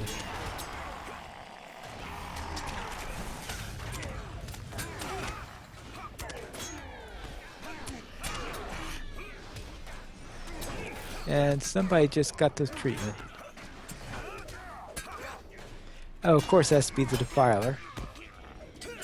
Of course.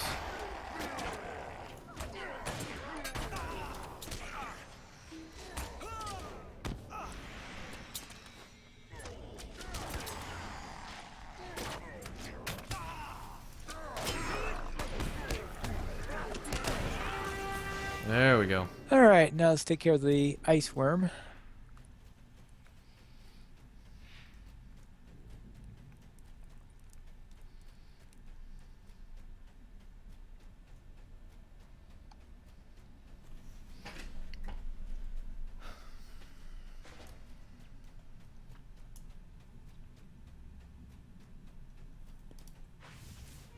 Right here.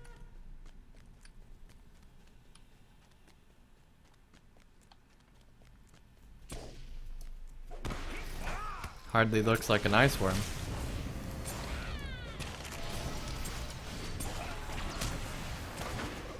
Well, it is.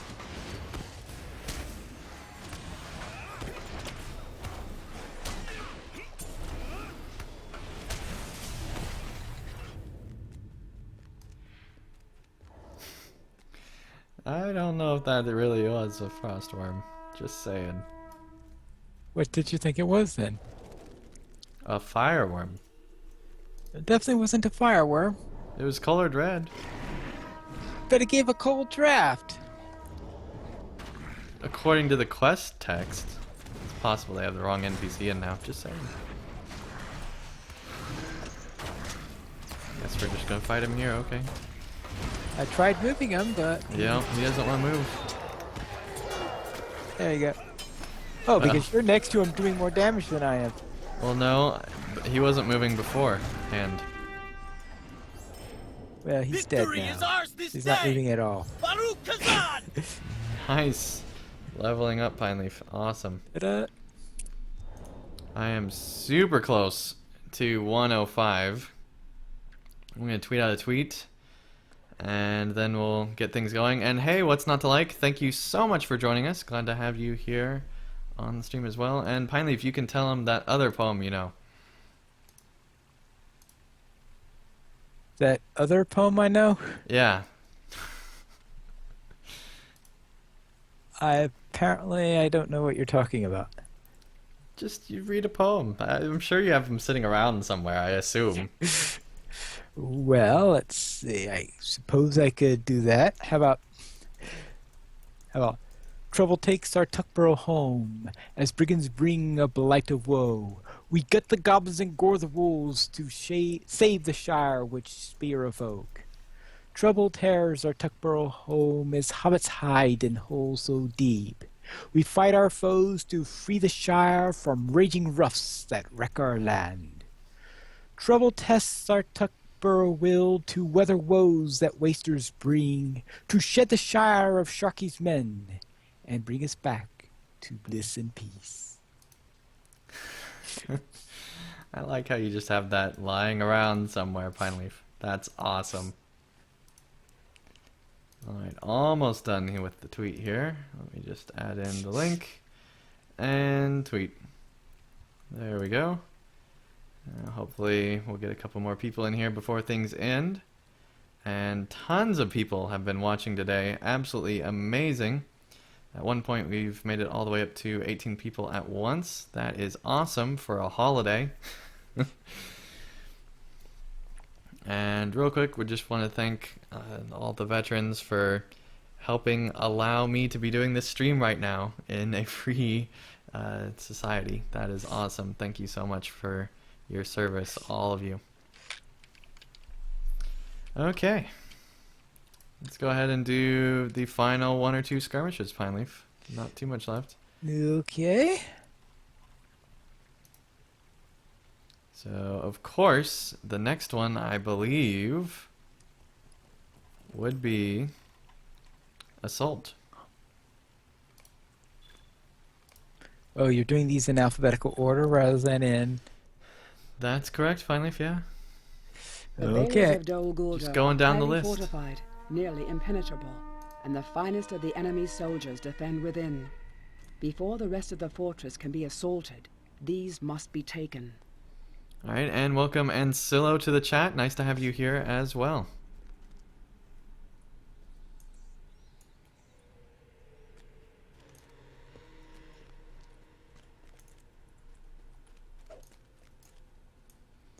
Alright, and Zinger said that he has to go and make some quesadillas because, you know, Memorial Day.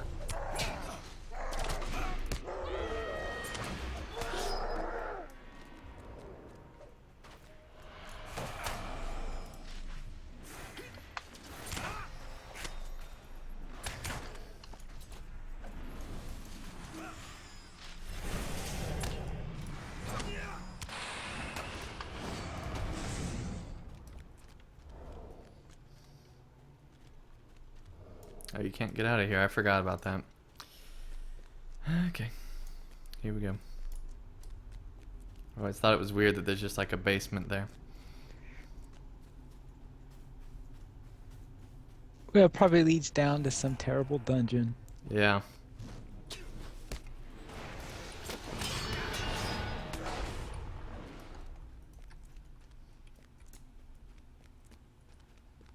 Remind me, Pineleaf, to show my build before we end. And how far are you from leveling? Probably this skirmish. Okay.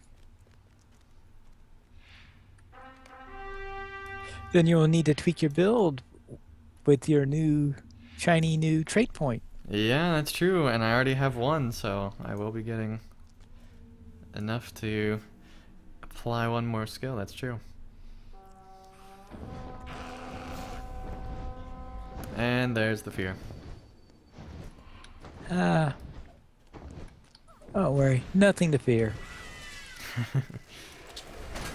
Have no fear because Pine Leaf's here.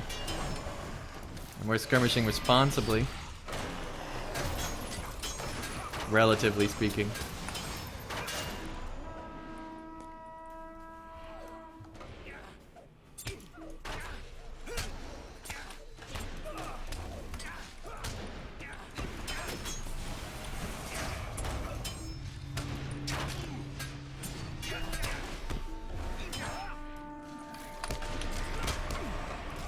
Oh, what a fun pair.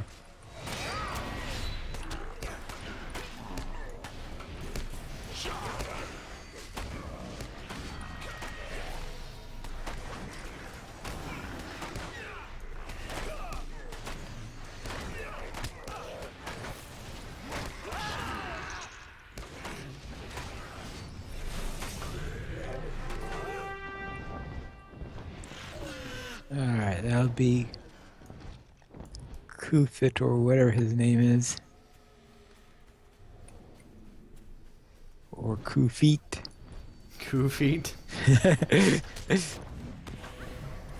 guess Kufit might be more likely. He seems pretty fit for a troll. I mean, he's jumping up and down and stuff.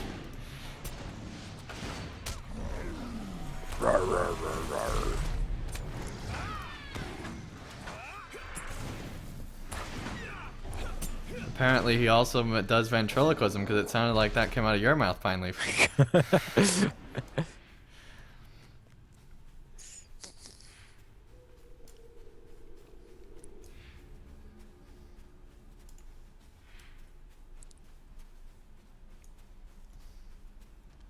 You gotta be careful of those ventriloquist trolls.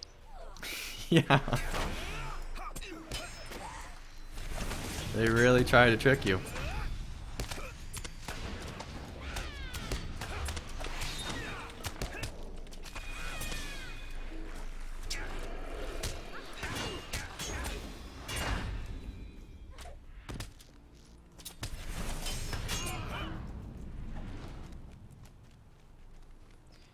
Tricksy trolls is. Yep.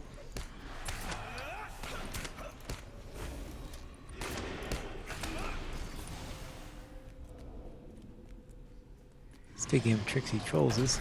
Yeah, no kidding. I'm gonna just move on past him.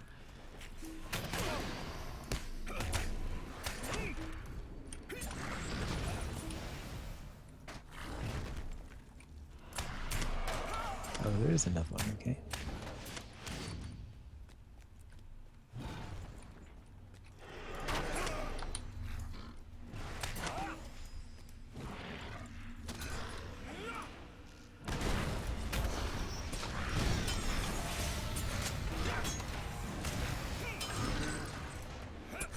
Out of power. Okay. Oops. Well, don't worry, you have plenty of time while the elf is giving her narrative. Being an elf.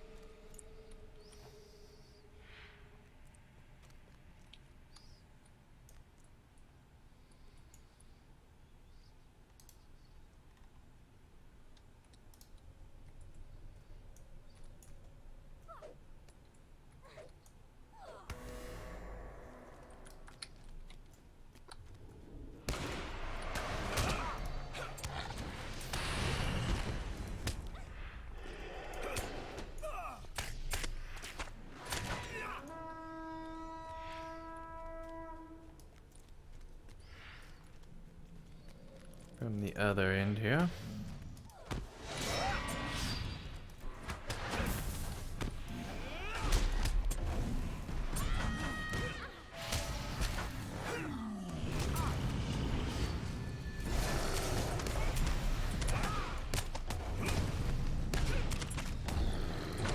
And yeah, there's just one more box left of XP. Chat room, I know. It's getting close. Nino says, what made you stream on YouTube rather than Twitch? And is it more profitable? It depends as far as profitability goes. You really don't make that much. Like, even if you get a lot of views on a YouTube video, you have... It takes a lot to make any decent amount of money on YouTube at all. The main reason why I stream on YouTube is because I already have an audience here, and once they introduced YouTube gaming, streaming is actually pretty effective on YouTube, and you get more views on your videos if you stream them, it seems. At least you get a starting amount that's greater because it doesn't actually count your views until the stream is over, and so it's essentially like if you upload a video and instantly it gets viewed by everyone who watched the stream as far as the algorithm goes, so stream videos will be more popular than normal videos. So it helps grow your channel a bit more on YouTube and things like that, and it seems like YouTube is more profitable in general than Twitch is, but I don't know that for certain. So I just know that as far as like the really successful people, there are more on YouTube in regards to gaming than there are on Twitch.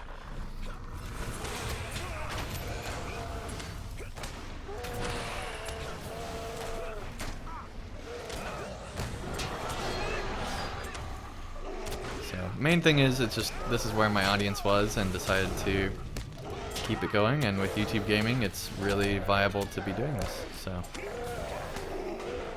and also when I started streaming, Twitch was actually having a ton of issues at the time, and so it takes a lot to make sure that your Twitch stream is set up just right, and even if you set everything up right, sometimes it still messes up. And YouTube does the same thing, but it seems like it does it less for me, so that's part of the reason too.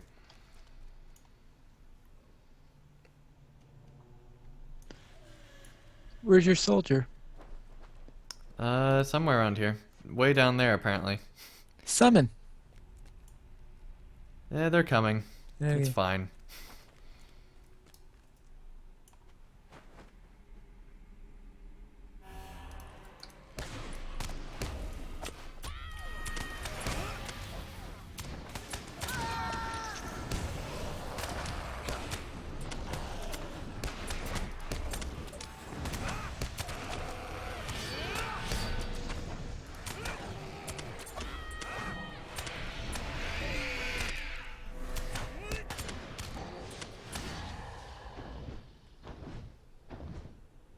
So that happened. And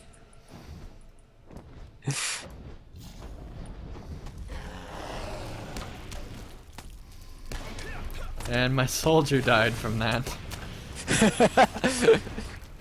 Your soldier died from...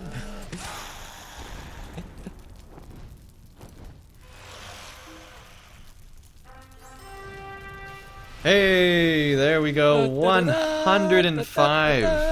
That is awesome. So glad to be at level cap. Alright. And I would help Pineleaf get to level cap if he were not already at level cap on like 3 other characters. So, I think that we will actually end the stream here. It's been an extremely long stream, almost 4 hours. So thank you everyone who has watched even any part of this, but especially those that have stuck around the entire time. That is absolutely amazing. Hats off to you. Big thanks to all my patrons for helping support my channel and help me continue to be doing these type of playthrough videos as well as streams and everything else that I do here on YouTube. So big thanks to them. And also a big thanks to Turbine for making this game. It's great to be at level cap once again, and I'm really excited to see where they go next. Pineleaf, where can people find all of your stuff? You could find me at the Pineleaf Needles YouTube channel, where I have daily content related to the Lord of the Rings Online, Minecraft, and occasionally Dungeons and Dragons Online. All right, awesome. And welcome Ruben to the chat, as well as Steven, and thank you everyone for your congrats. Very excited and glad that I'm here at Camp. And a big thanks to Zinger for giving me that XP boost so that the last like half of 104 was done in half the time. That was awesome. That did help. It helped quite a bit. So anyway, thank you everyone so much for watching, and I'll see you again real soon for more content. I'm probably going to be uploading another video at the end of today because I meant to before the stream but ran out of time.